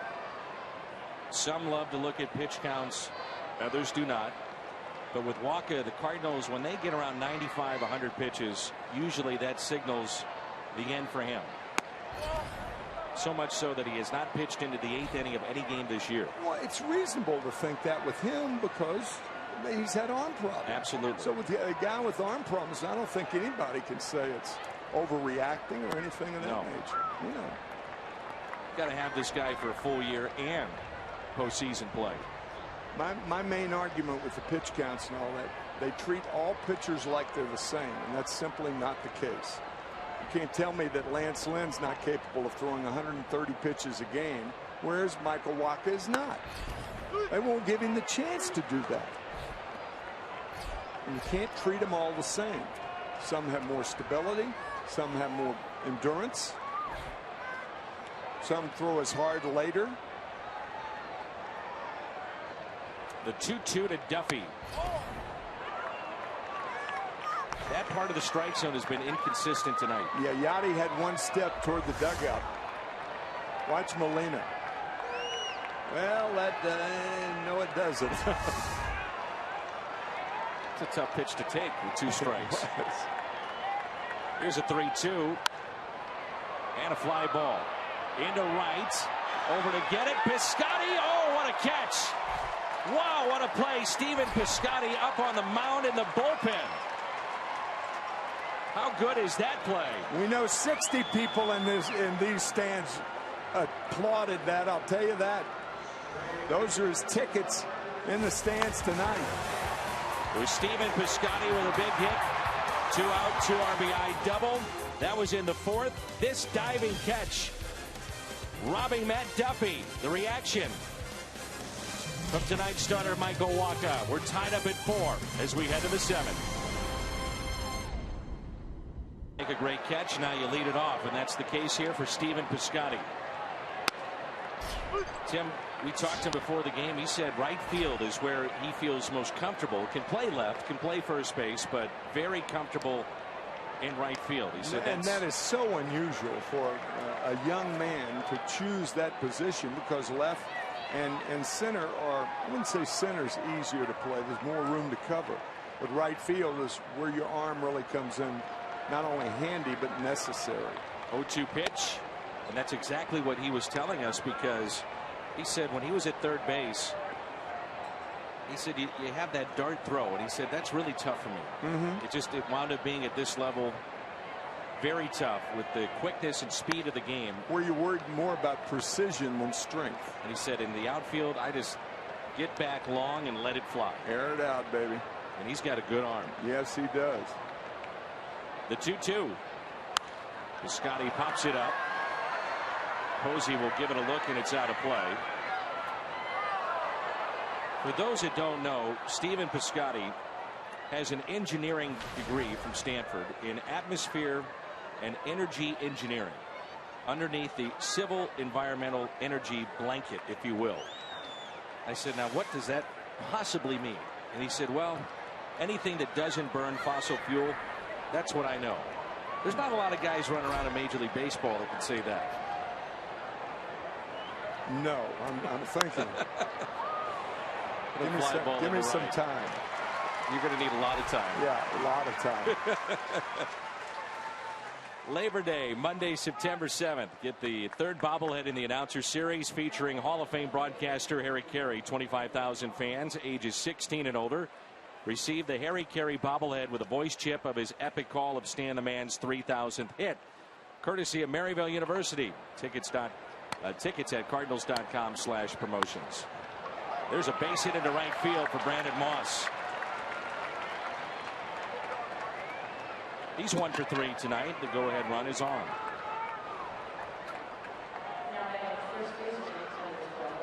Josh Osich, left-hander, is getting loose in the pen for San Francisco. Randy Choate now trots out of the Cardinals dugout. Looks like he'll start throwing for the second time tonight. I'll tell you the one thing on Brandon Moss's mind at first base right now, with the pitcher coming up after Reynolds, is on any base hit, try to go to third base. Take a chance. It's a tie ball game, 7th inning. Then you got a pinch hitter for Waka, or you can allow Waka. But if you play safety first, then Waka probably will make the last out of the game or the inning. Strike to Reynolds. Gateway Honda home run inning. Cardinals hit a home run. The Gateway Honda dealers donate $1,000 to the Make-A-Wish Foundation. Yeah, I think the point, Dan, is that you can't rely on your pitcher to get a 2-out hit. Right. Hayward is on deck. He would pinch in for Waka. That's ripped into center field and a base hit. Go to third. Moss stays at second, so runners at first and second for Hayward. I mean, he's not a slow runner. He's a fast guy, relatively. If you're thrown out in a situation like that, in my view, then you made the right move. You'd think they'd have to go to the lefty to face Hayward here. Yeah. And as we say that, Bruce Bochy walking out to the mound, and he'll make the change. That'll be it for Mike Leake. He was given a 4-run lead, and now the Giants in some trouble. We're tied up 4-4. Runners at first and second. Hayward digs in when we come back. Giants 4-4 our score. Michael Waka, 6 innings. He's out of the game. 6 hits. Steven Piscotty, a big night. Josh Osich is our Chevy call to the pen. Osich with appearance number 18, a 1.88 ERA. Good fastball, good changeup. One of 2 left-handers for Bruce Bochy in the Giants pen. The other, Javier Lopez. So Jason Hayward is your pinch hitter. Runners at first and second. The knock on Hayward coming into this season, what he could do against left-handed pitching. This year he has been much better.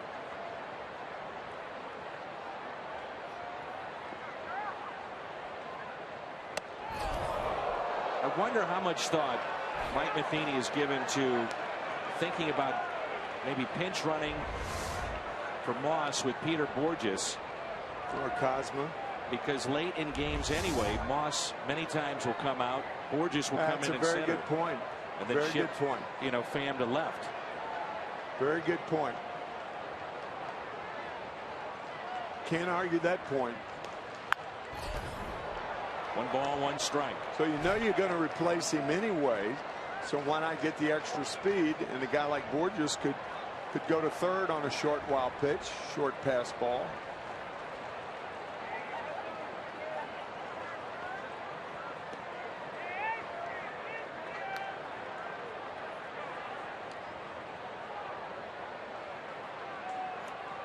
The 1-1.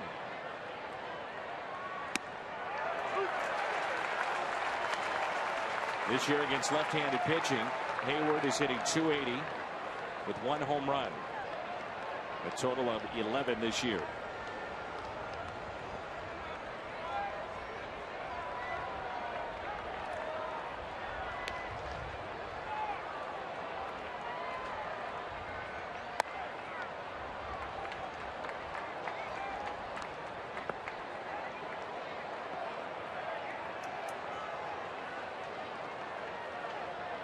Choate and Manus throwing in the Cardinals pen. Hunter Strickland, the hard-throwing right-hander, getting loose for San Francisco. Osich has Hayward here, and then Carpenter on deck. The 2-2. And a fly ball lifted out to center field. Blanco will make the catch.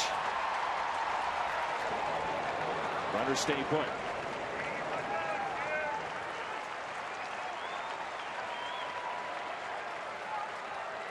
You know, the Cardinals scored on a wild pitch to tie this game. You just wonder if Borges is in the game. Does he tag up?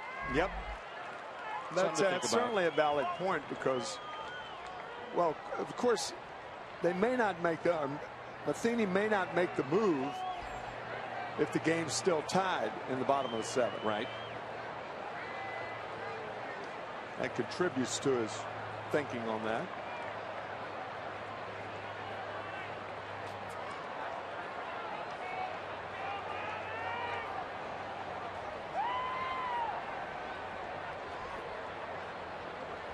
Two outs, 2 on. Pitch to Carpenter. The other night against Patrick Corbin, Carpenter against the lefty struck out 3 times and did not look comfortable in those at bats. Tonight he is single to center. It was the first hit of the night back in the 4th. He scored the first run for the Cardinals. He struck out and also grounded out.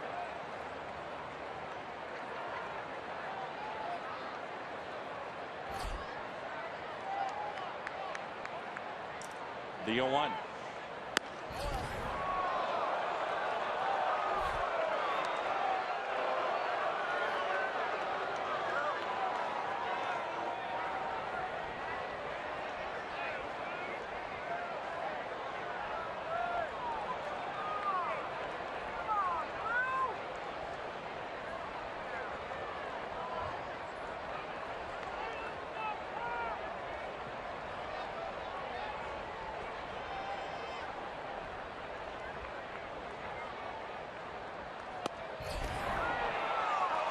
Two and 1.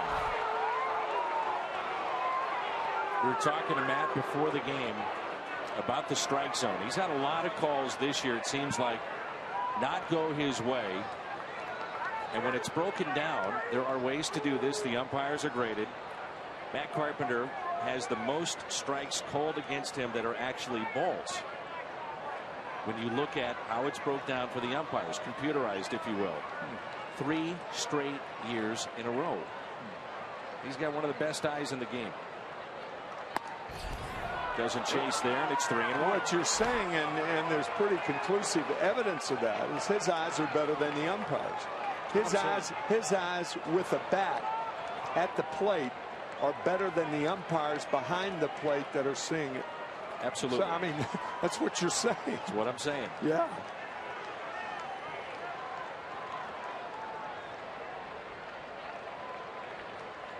A 3-1 pitch to Matt Carpenter. And that's hit out of play. We also were asking him about the 2-strike approach, and he said when others get antsy, anxious, nervous, I don't. I love it.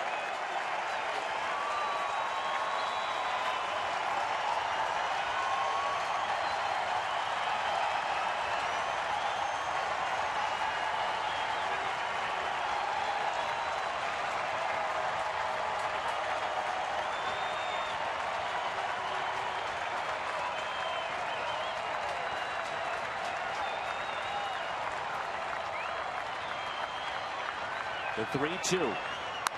Carpenter hits it to the right side. And St. Louis will strand 2.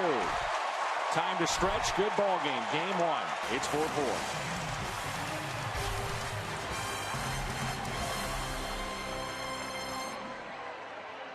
Here is Randy Choate.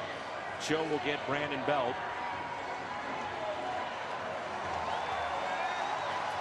So he's got one man here tonight. It's Belt in this 4-4 game. It's our Chevy call to the pen. And the outings right now for Randy Choate are becoming more and more important. They're always important, but when you think about where he's been here in the last 2 to 3 weeks, he's struggled.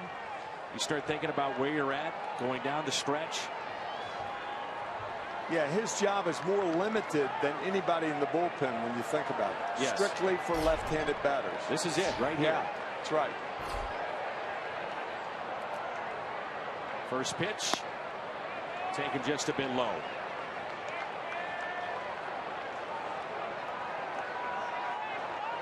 Brandon Belt reached on an error and scored back in the 3rd. He's flied to center twice. 2-0. That's the thing about Randy, more than at any other time with the Cardinals, he seems to be falling behind more. When you fall behind and your specialty is just getting left-handers out, you have to come in with a fastball, and that's not his best pitch. You think about the importance, and we talk about it all the time. Strike one, but that sets up the slider. Yeah. Particularly, though, for a guy like Randy Choate. More important for him than others. And if you're not spotting an 84-mile-an-hour fastball, you're going to get hammered. Yep.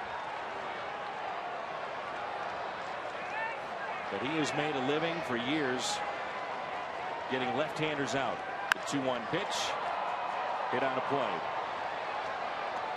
That's the thing, too, with his fastball, Tim. You know, he'll try to sink it in on a lefty, go out of way to set up the slider. And that's been the thing. It's just you fall behind, and then he doesn't have the control of the fastball, and that's the issue right now. But when he's right, I mean, he is good. Devastating, yeah.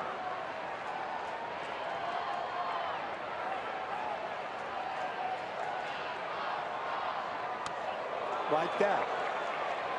Dropping down with the breaking ball. Almost hit Brandon Belt.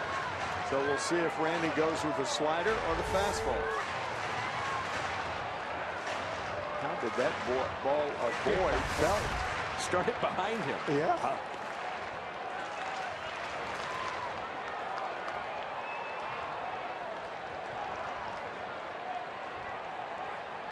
The 3-2. And Belt picks up a base hit into right.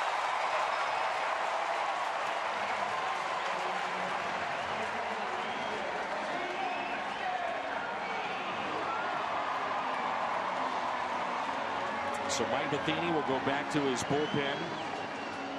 For Randy Choate, in 5 of his last appearances, he's not been able to record an out. 5 of his last 8. So Seth Maness comes on, Mr. Double Play. Posey, too. Posey hits a lot of balls the other way. Brandon Belt, pretty good speed at first. And Posey yanks it down the left field line. That ball is hooking. And a foul ball. The key pitch last night for Seth Maness was his changeup. We mention his sinker all the time, but it was the changeup that he got 2 strikeouts on with the bases loaded and nobody out. And that's when certainly the first out is when you need the strikeout. So you have to rely on something other than your contact pitch.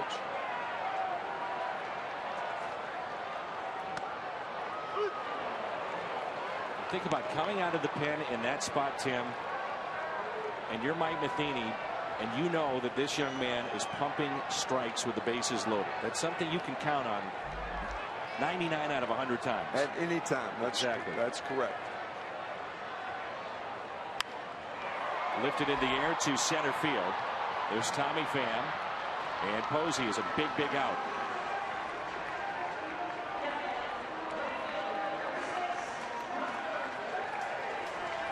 Marlon Byrd with a grand slam back in the 3rd to make it 4-0. Cardinals have tied it up 4-4.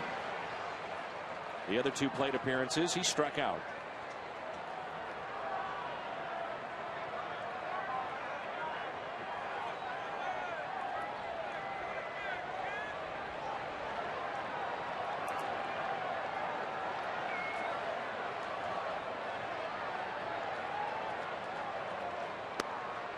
Strike one.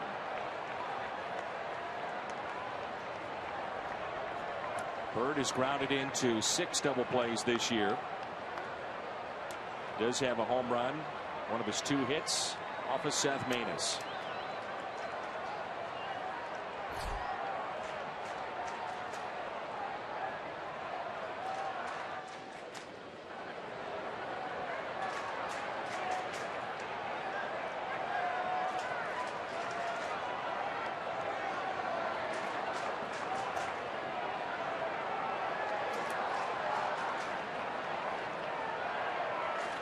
The 0-1.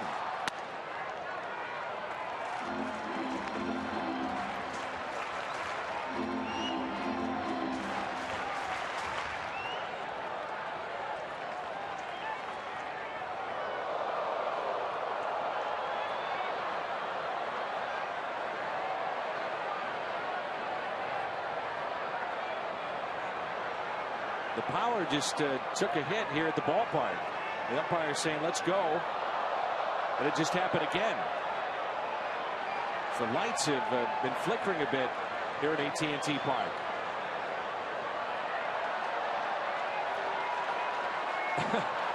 The main scoreboard went out in center field. The batter's eye is a lot bigger now. Modern baseball, huh, Tim? I mean, I'm telling you. how are we supposed to do a game without the scoreboard?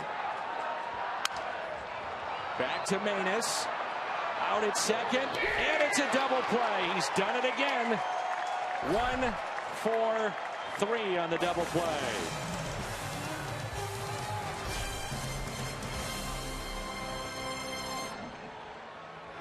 And his 54th appearance. You talk about a great slider when right. Romo, one of the best in all of baseball. There's Tommy Pham. He's had a good night.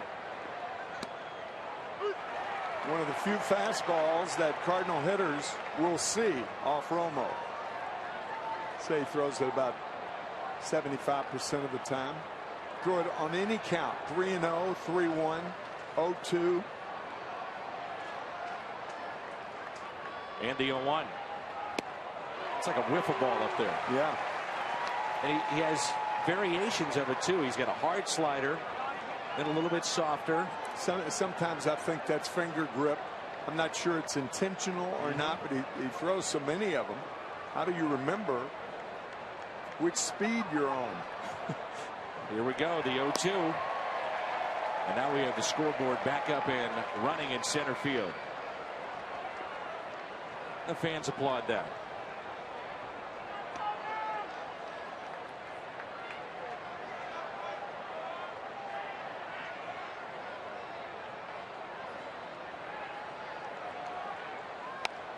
Off the end of the bat, little squibber hit to second base. 1 away. Friday, September 4th, 25,000 fans ages 16 and older receive a replica 1967 World Series champions ring. This one-of-a-kind replica has a detachable base. It is wearable. Tickets are available for September 4th. The Cards and Pirates, Cardinals.com/promotions. Here is Johnny Peralta.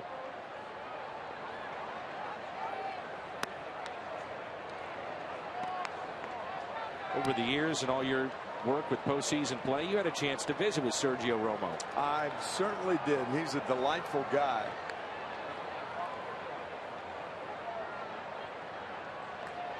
Several years ago, Larry Baer, the owner of the Giants, told me a heartwarming story that they gave Sergio Romo.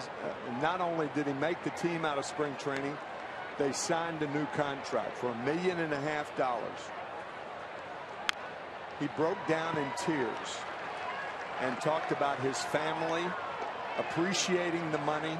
It's one of the great stories you never hear about. You know, and fans understandably talk about players and they're making money and what have you. And some of that's legit. And the players don't seem appreciative or whatever. There's nobody more appreciative than this guy. The and, 1-2. and his family. I love hearing stories like that. Oh, I do too. It's just the guys from Cuba that have nothing. Those from the Dominican. Yeah. Miguel Tejada, an ex-major leaguer growing up with 11 children and parents, 13 people living in a room 800 square feet. 800 square feet for 13 people. He actually slept inside a mattress. That was chronicled in a book called Away Games that came out about 10 years ago. Shocking poverty. Romo, the third pitcher used for the Giants tonight. Leak 6 1/3. Osich came in with 2 on and 1 out. Finished up the 7th, and now Romo's got the first 2 here in the 8th.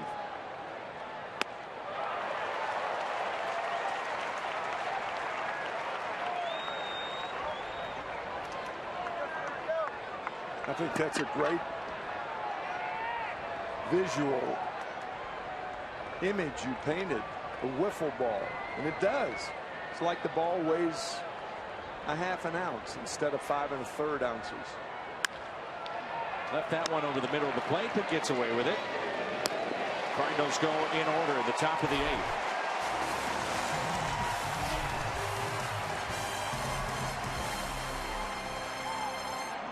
Broxton with 15 pitches last night, and he was hitting 96 on the gun. It's probably the best we've seen him since the trade that brought him to St. Louis. He was throwing hard down in the zone. Slider was sharper.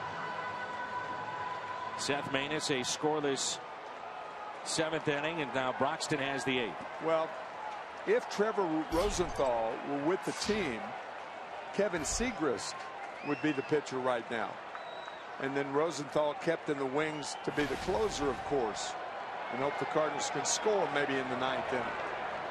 And now this hamstrings Mike Matheny somewhat, more than somewhat, without Rosenthal from whom to choose. There's Gregor Blanco, and the first pitch is strike.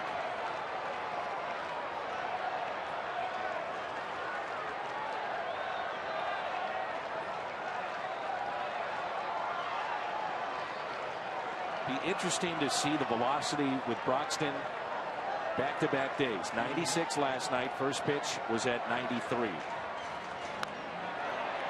Drops down the bunt. It's rolling and thrown into right field. Blanco on his way to second base. If Broxton lets that go, which was probably his only choice, it may have rolled foul. Yeah, I agree with that. It stayed fair for such a long time. I can kind of understand Jonathan going over and saying the only way I'll get him, and you got to make up your mind in a hurry, barehand the ball. See, it stays on that line, but once it goes in the dirt, it's going to roll foul. If it stays on the grass, it's going to be fair. It rolled foul, and once it, I beg your pardon, it rolled in the dirt, and once it rolls in the dirt, it's going to go foul. So base hit and an error on Broxton. That's the 3rd error committed by the Cardinals tonight. Here's Kelby Tomlinson. The corners are in for St. Louis. Good speed at second base and Blanco.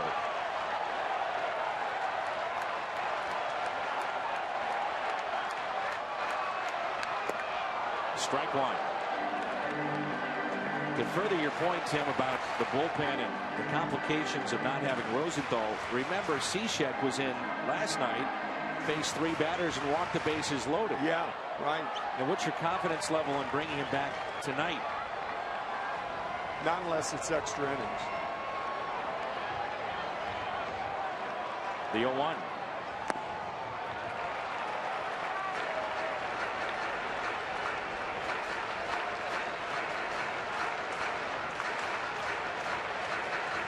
Tomlinson is single to right. He has walked and was called out on strikes back in the 5th.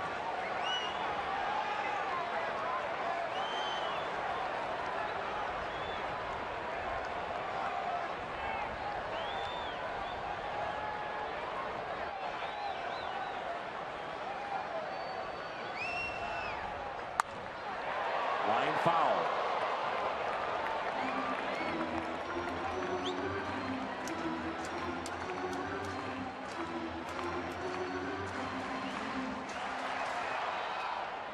Cardinals have Cishek, Villanueva, Sam Tuivailala, who was called up, and Kevin Segras from the left side. Are you surprised that they're not bunting in this situation now with 2 strikes? You wouldn't think they would. No, they're not going to do it now, but I was a bit surprised. Yeah, he's trying clearly to go to the right side, but that's tough to do against a guy like Broxton. And he's only in his 22nd game. Young man. That's what a grand slam will do for a manager. Tomlinson hit a grand slam yesterday, his first major league home run. Now, I thought he might be bunting earlier. I did too. Carpenter still in at third, and the 1-2. Timon again trying to go to right field.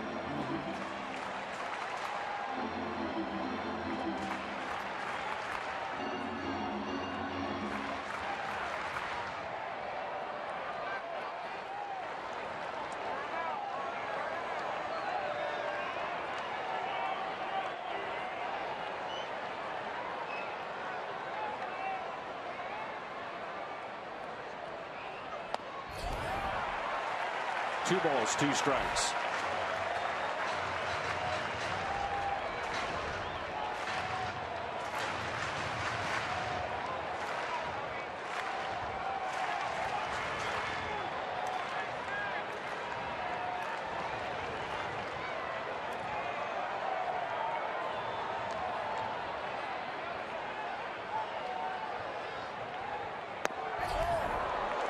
Three and 2. That's been that portion of the play we've been talking about. You can see Molina shaking his head. Yachty rarely does that in disagreeing with an umpire. He really wanted that strike. Close pitch.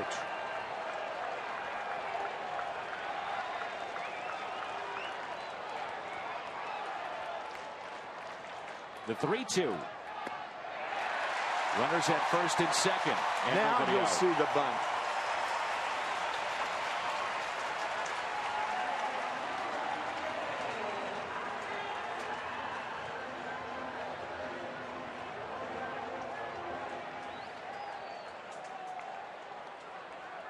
Adrianza with 1 sacrifice this year.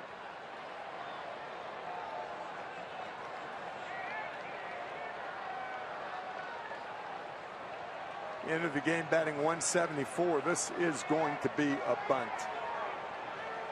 He had been 1 for his last 21 coming into play.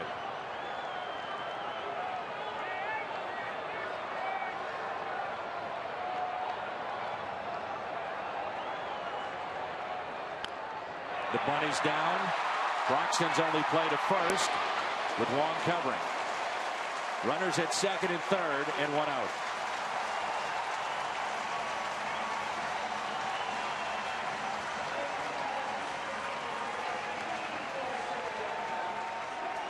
Andrew Susac will be the pinch hitter. Remember, it's a limited bench right now. You're assuming no Crawford. You're left with Juan Perez, Susac, and Maxwell. Yeah, particularly bringing Crawford into a situation like this when he's cold as a pinch hitter. I don't think Bochy wants to do that. Losing for a lot of September. So the infield is drawn in. Susac did make a start against the Cardinals in the 3-game set at Busch. And the first pitch to him. Tell you, Bruce Bochy has told me about situations like this where he will play a safety squeeze. They do have a safety squeeze delivered from their third base coach. Kelly toward Blanco at third base. A lot of times that's a word sign. He bunts it toward first. Blanco gets a good jump. You go. 1 ball, 1 strike. The point of the reason I'm bringing it up, it's different from a suicide squeeze. The runner doesn't run automatically. Lopez, the lefty, Casilla, the righty, getting loose. Susac 0 for 7 as a pinch hitter this year.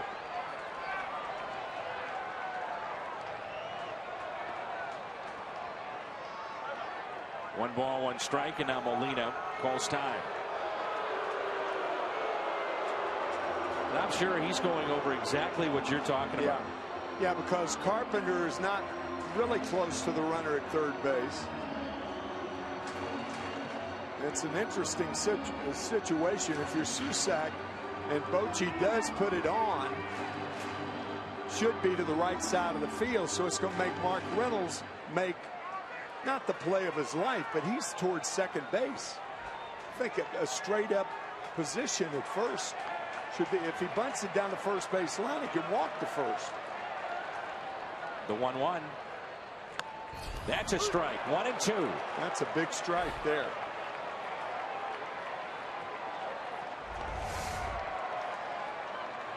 For the most part, it alleviates the squeeze of any kind.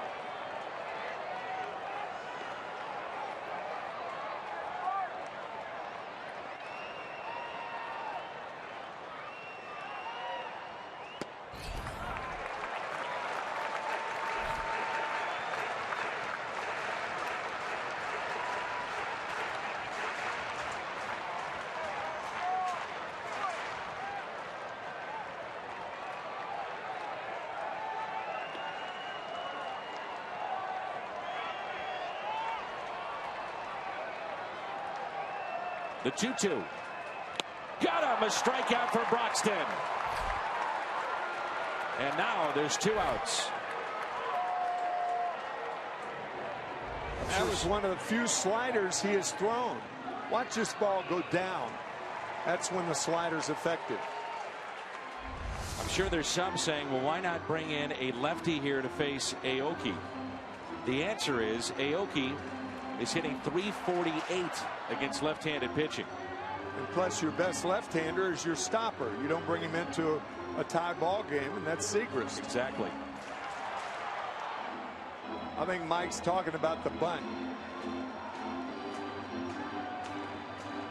Aoki's been known to lay down a bunt even with 2 strikes. Bunt for a base hit, of course.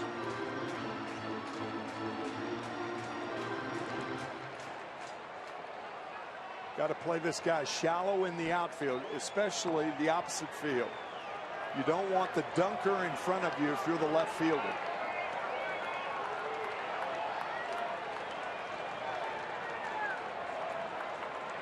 Moss is near the line, but maybe too deep in left. I don't think there's any question about it. 2 outs, 2 on.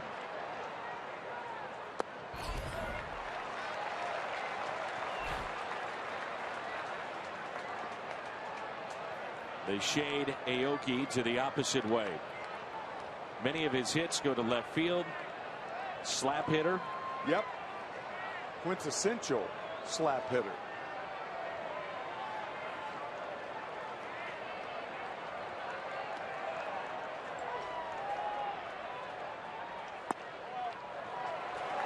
Two balls, no strikes. I wonder if part of the conversation too with Mike Matheny is if you fell behind like in this spot, are you more comfortable facing Matt Duffy? I wouldn't be. And now it's 2-0. You would be. I could tell by that look on your face. The 2-0. There's a strike, 2-1. I mean, I want to pitch to a guy who's I mean, Matt Duffy's a 300 hitter this year. Absolutely. Get right-hander to right-hander. I want a slap hitter to beat me if he's going to do it, I think. Duffy, by the way, hitting .324 against righties this year. Not only do pitchers and catchers disagree, but announcers do too. Oh, no. We're just laying out the scenarios. Yeah. Ooh, doesn't get the call, and it's 3-1. Yeah, Broxton every right to say, where was that pitch? But he's a guy who rarely quibbles.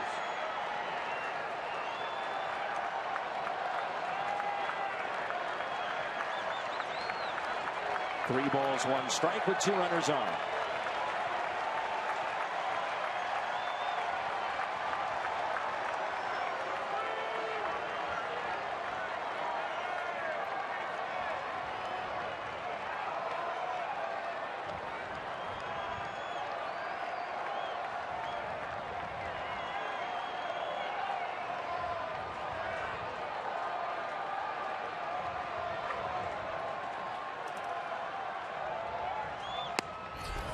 Same pitch. Yeah, I don't understand that. Aoki's leading it up to the next guy. He took the 2-0 pitch. He took the 3-1 pitch. Trying to coax a walk? Huh?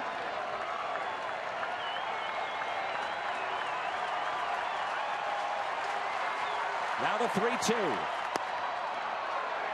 Check swing did not go. Bases loaded for Matt Duffy.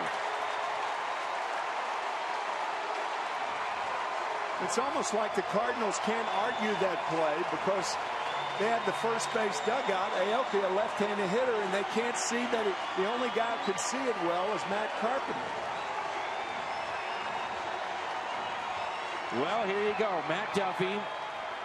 2 outs, bases loaded. 4-4 our score here in the bottom of the 8th.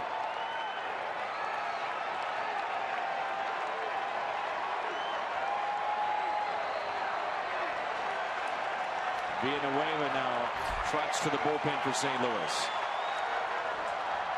First pitch, off speed pitch, and Duffy was trying to make it 8-4. Yeah, that looks like a choke slider. Slider that Jonathan gripped too hard.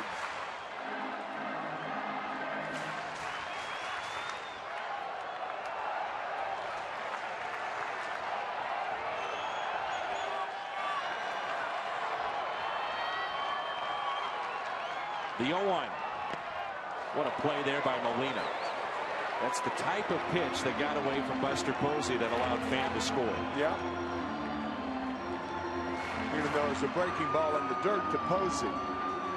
Earlier he had a wild pitch charge on the ball that he should have caught. But that was a good play by Molina, no question.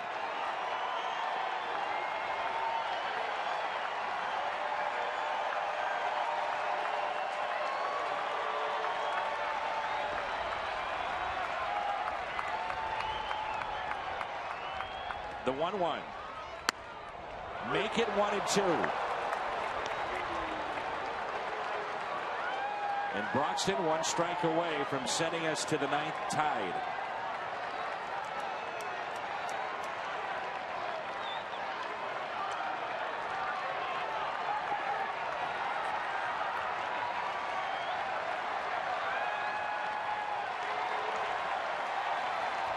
On 1-2. He spoiled it.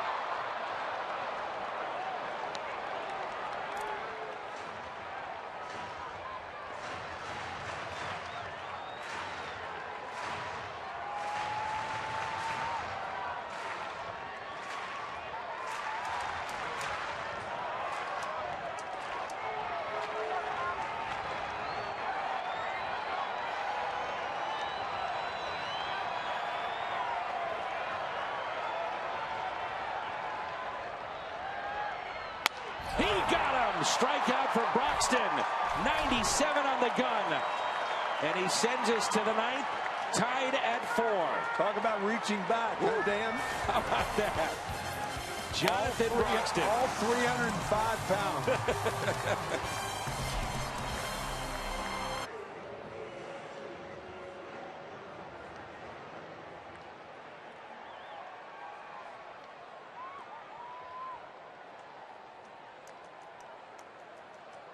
Well, Jonathan Broxton reached back for 97 and gets the biggest strikeout of the night.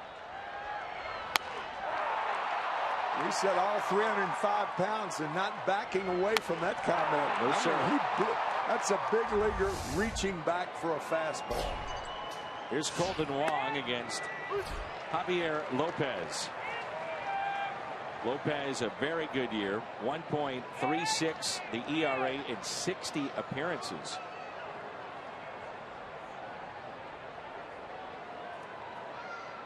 Oh, 1, 0-2. So Broxton goes from a situation where he's not really playing in meaningful games. Now he is with St. Louis.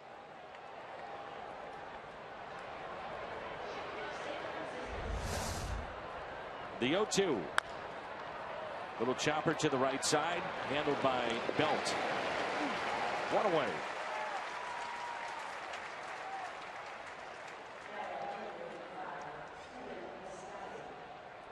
Here's Stephen Piscotty, who's had quite the night. He's 1 for 3. His double scored 2 with 2 outs back in the 4th and made a diving catch on the line and sliding headfirst or diving headfirst into the Cardinals bullpen.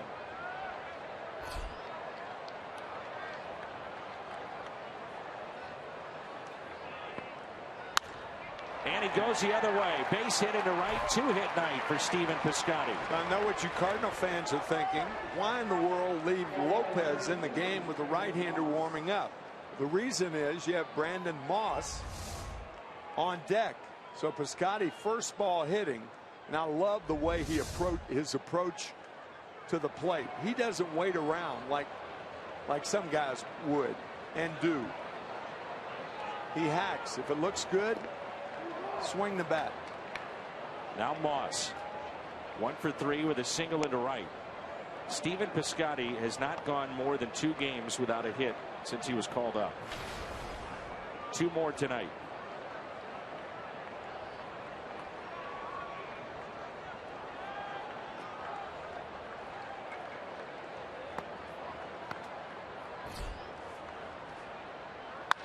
And that's ripped and caught.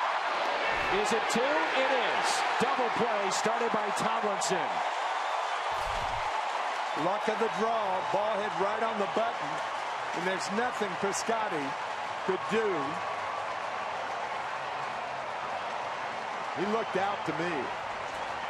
There's nothing he could do. He thought the ball might be in the right center. He was headed toward third in his mind. Cardinals waiting. They'll take a quick look at this. Yeah, he was out. He is. Kind of a gutty call by first base umpire Gabe Morales. But accurate, I think. Agreed.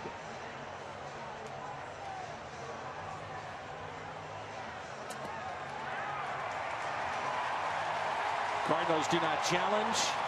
We head to the bottom of the 9th. The Giants a chance to win it when we come back.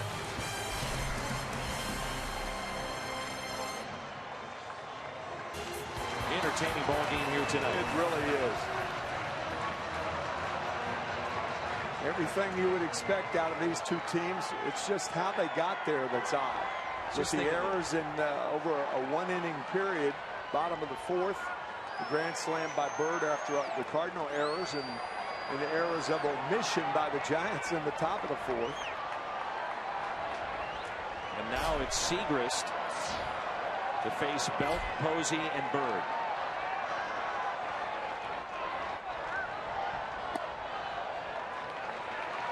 What'll be interesting is if the Cardinals can get a lead in this game and have a save situation. Where do you go? Tuivailala has been a closer in the minor leagues. Well, if they get it in the top of the 10th, you keep Segrist in there. I think that's where I would go. Yeah, you push him in this game for sure. I think so. Then you let up tomorrow a day game and Sunday the day game. The bullpen of the Cardinals against San Francisco has been outstanding. No runs in any game against the Giants so far this year.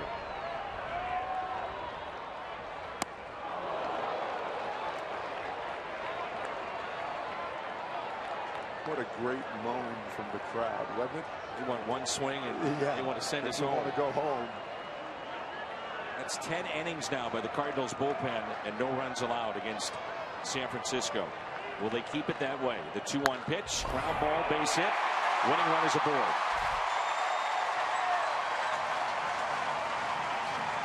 There has been a dispute in baseball that's gone on for years whether you guard the line when a hitter is facing a left-hander. For instance, a left-handed batter. You're less inclined to do that because he's more apt to use the middle of the field. But Reynolds is on the line at first base. And because of that, Bell gets a base hit to right field. Here's Buster Posey.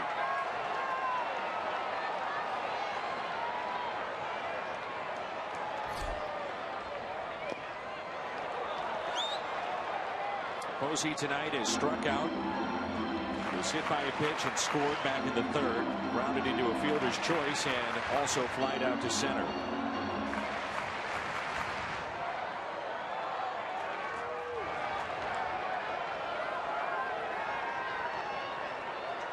He is 0 for 1 against the Cardinals left-hander in his career.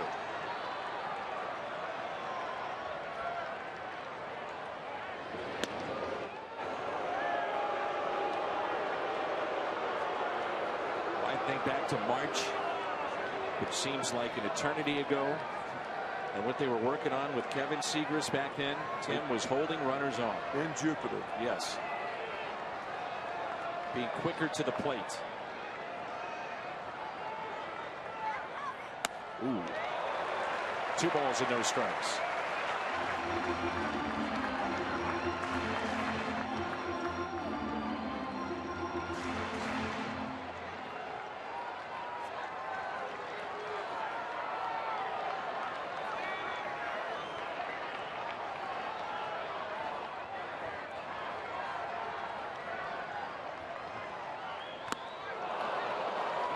Posey trying to end it right there. Major league hitters certainly know this, but generally when they're ahead in the count, like a 2-0 count, they know the pitcher's going to go away, because that's not the time to jam anybody. The pitch was up a little bit, but away. The 2-1. 3-1. Same situation as that 2-0 count right here.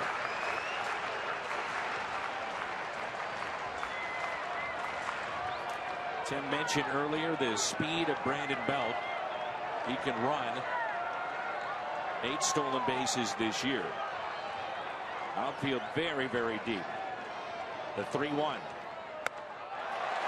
Winning run in scoring position.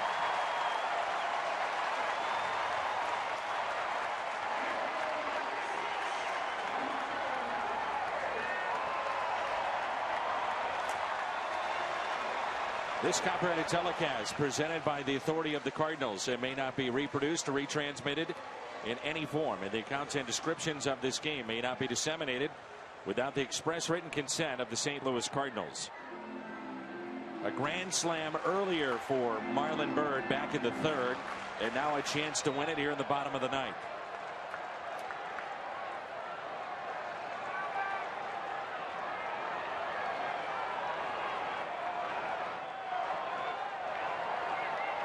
Cardinals have turned 1 double play tonight. That was off the bat of Byrd.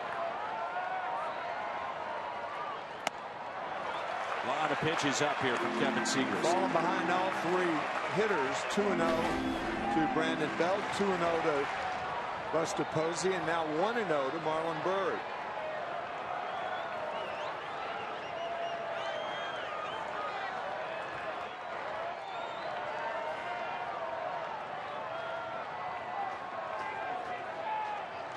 The 1-0.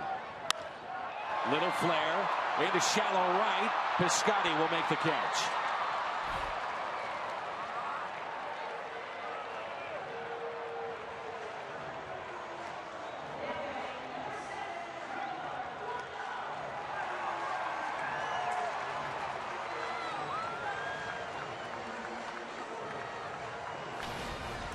Rhaegar Blanco. Left on the bench, by the way, for Bruce Bochy.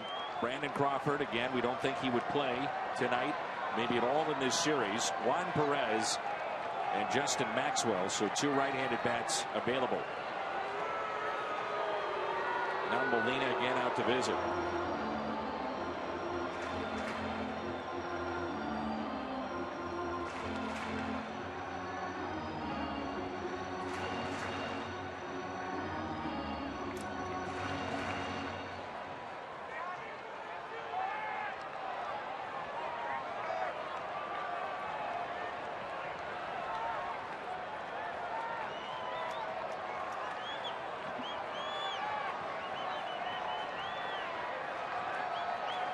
One out and 2 on.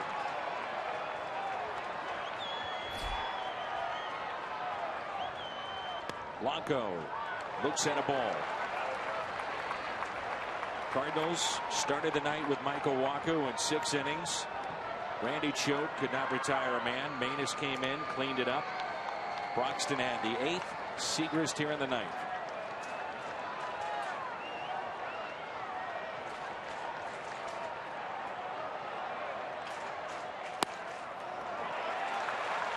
Two and 0. Again falling behind.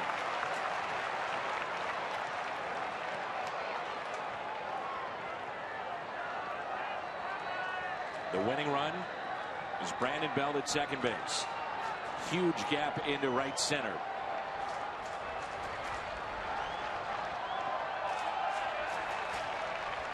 Three 0. Tomlinson is on deck.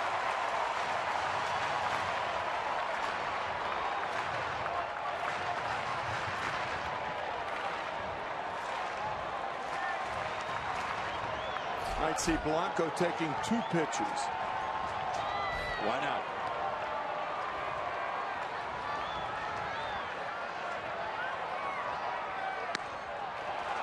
Bases loaded. 1 out. 2 walks in the inning. And now there's big crowd. Another sellout on their feet.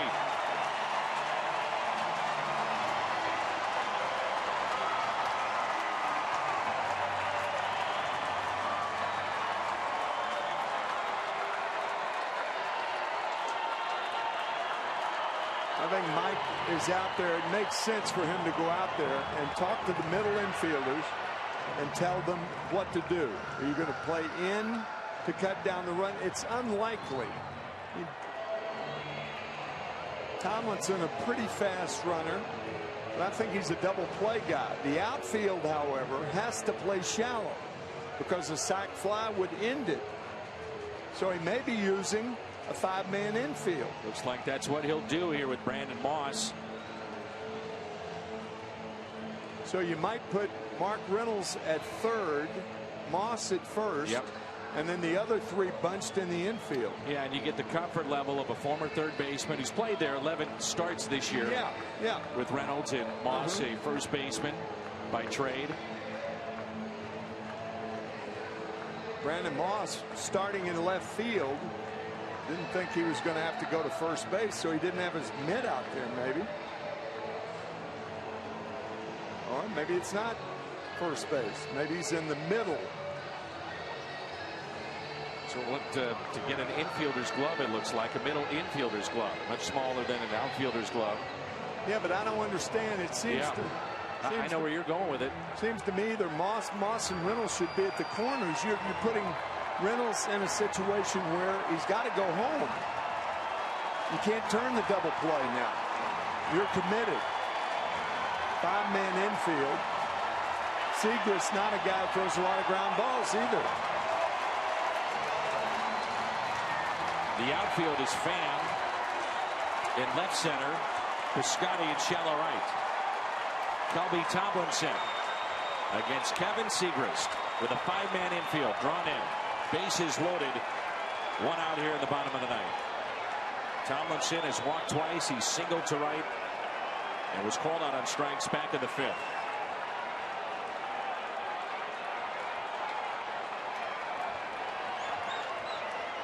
And now Moss shifts to the right side of the infield.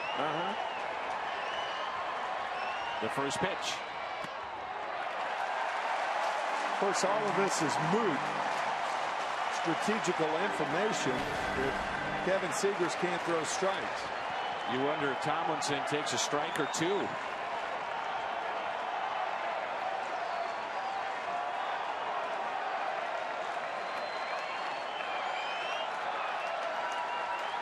The 1-0. Now you'd have to say he's swinging away. This certainly, you couldn't argue with it if Seth Maness is the pitcher, as he throws so many ground balls. But it seems to me that Tomlinson's more apt to pop it up than he is to hit a ground ball off Segrist. The 1-1. Good pitch. Now it's 1-2. That would be the ideal. for the Cardinals to get the strikeout, and then you don't have to worry about any 5-man infield. Send Moss back out to left field if he strikes him out. Adrianza is on deck. Can he put him away? The 1-2 pitch. 2-2. The Giants just an inning ago had the bases loaded. Could not score.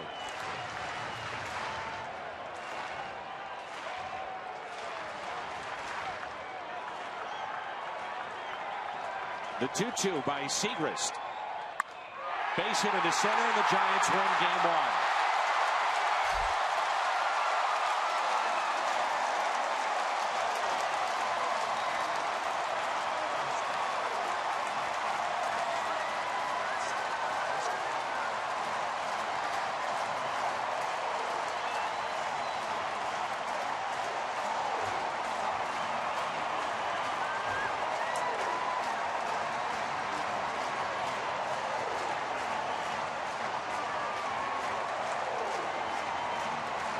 Budweiser player of the game, Kelby Tomlinson, with a walk-off hit. And the Giants take game 1, 5-4. His first home run, a grand slam yesterday against the Cubs. And tonight, a game-winning hit here in the 9th inning. The line drive through a 5-man infield. Tough to do.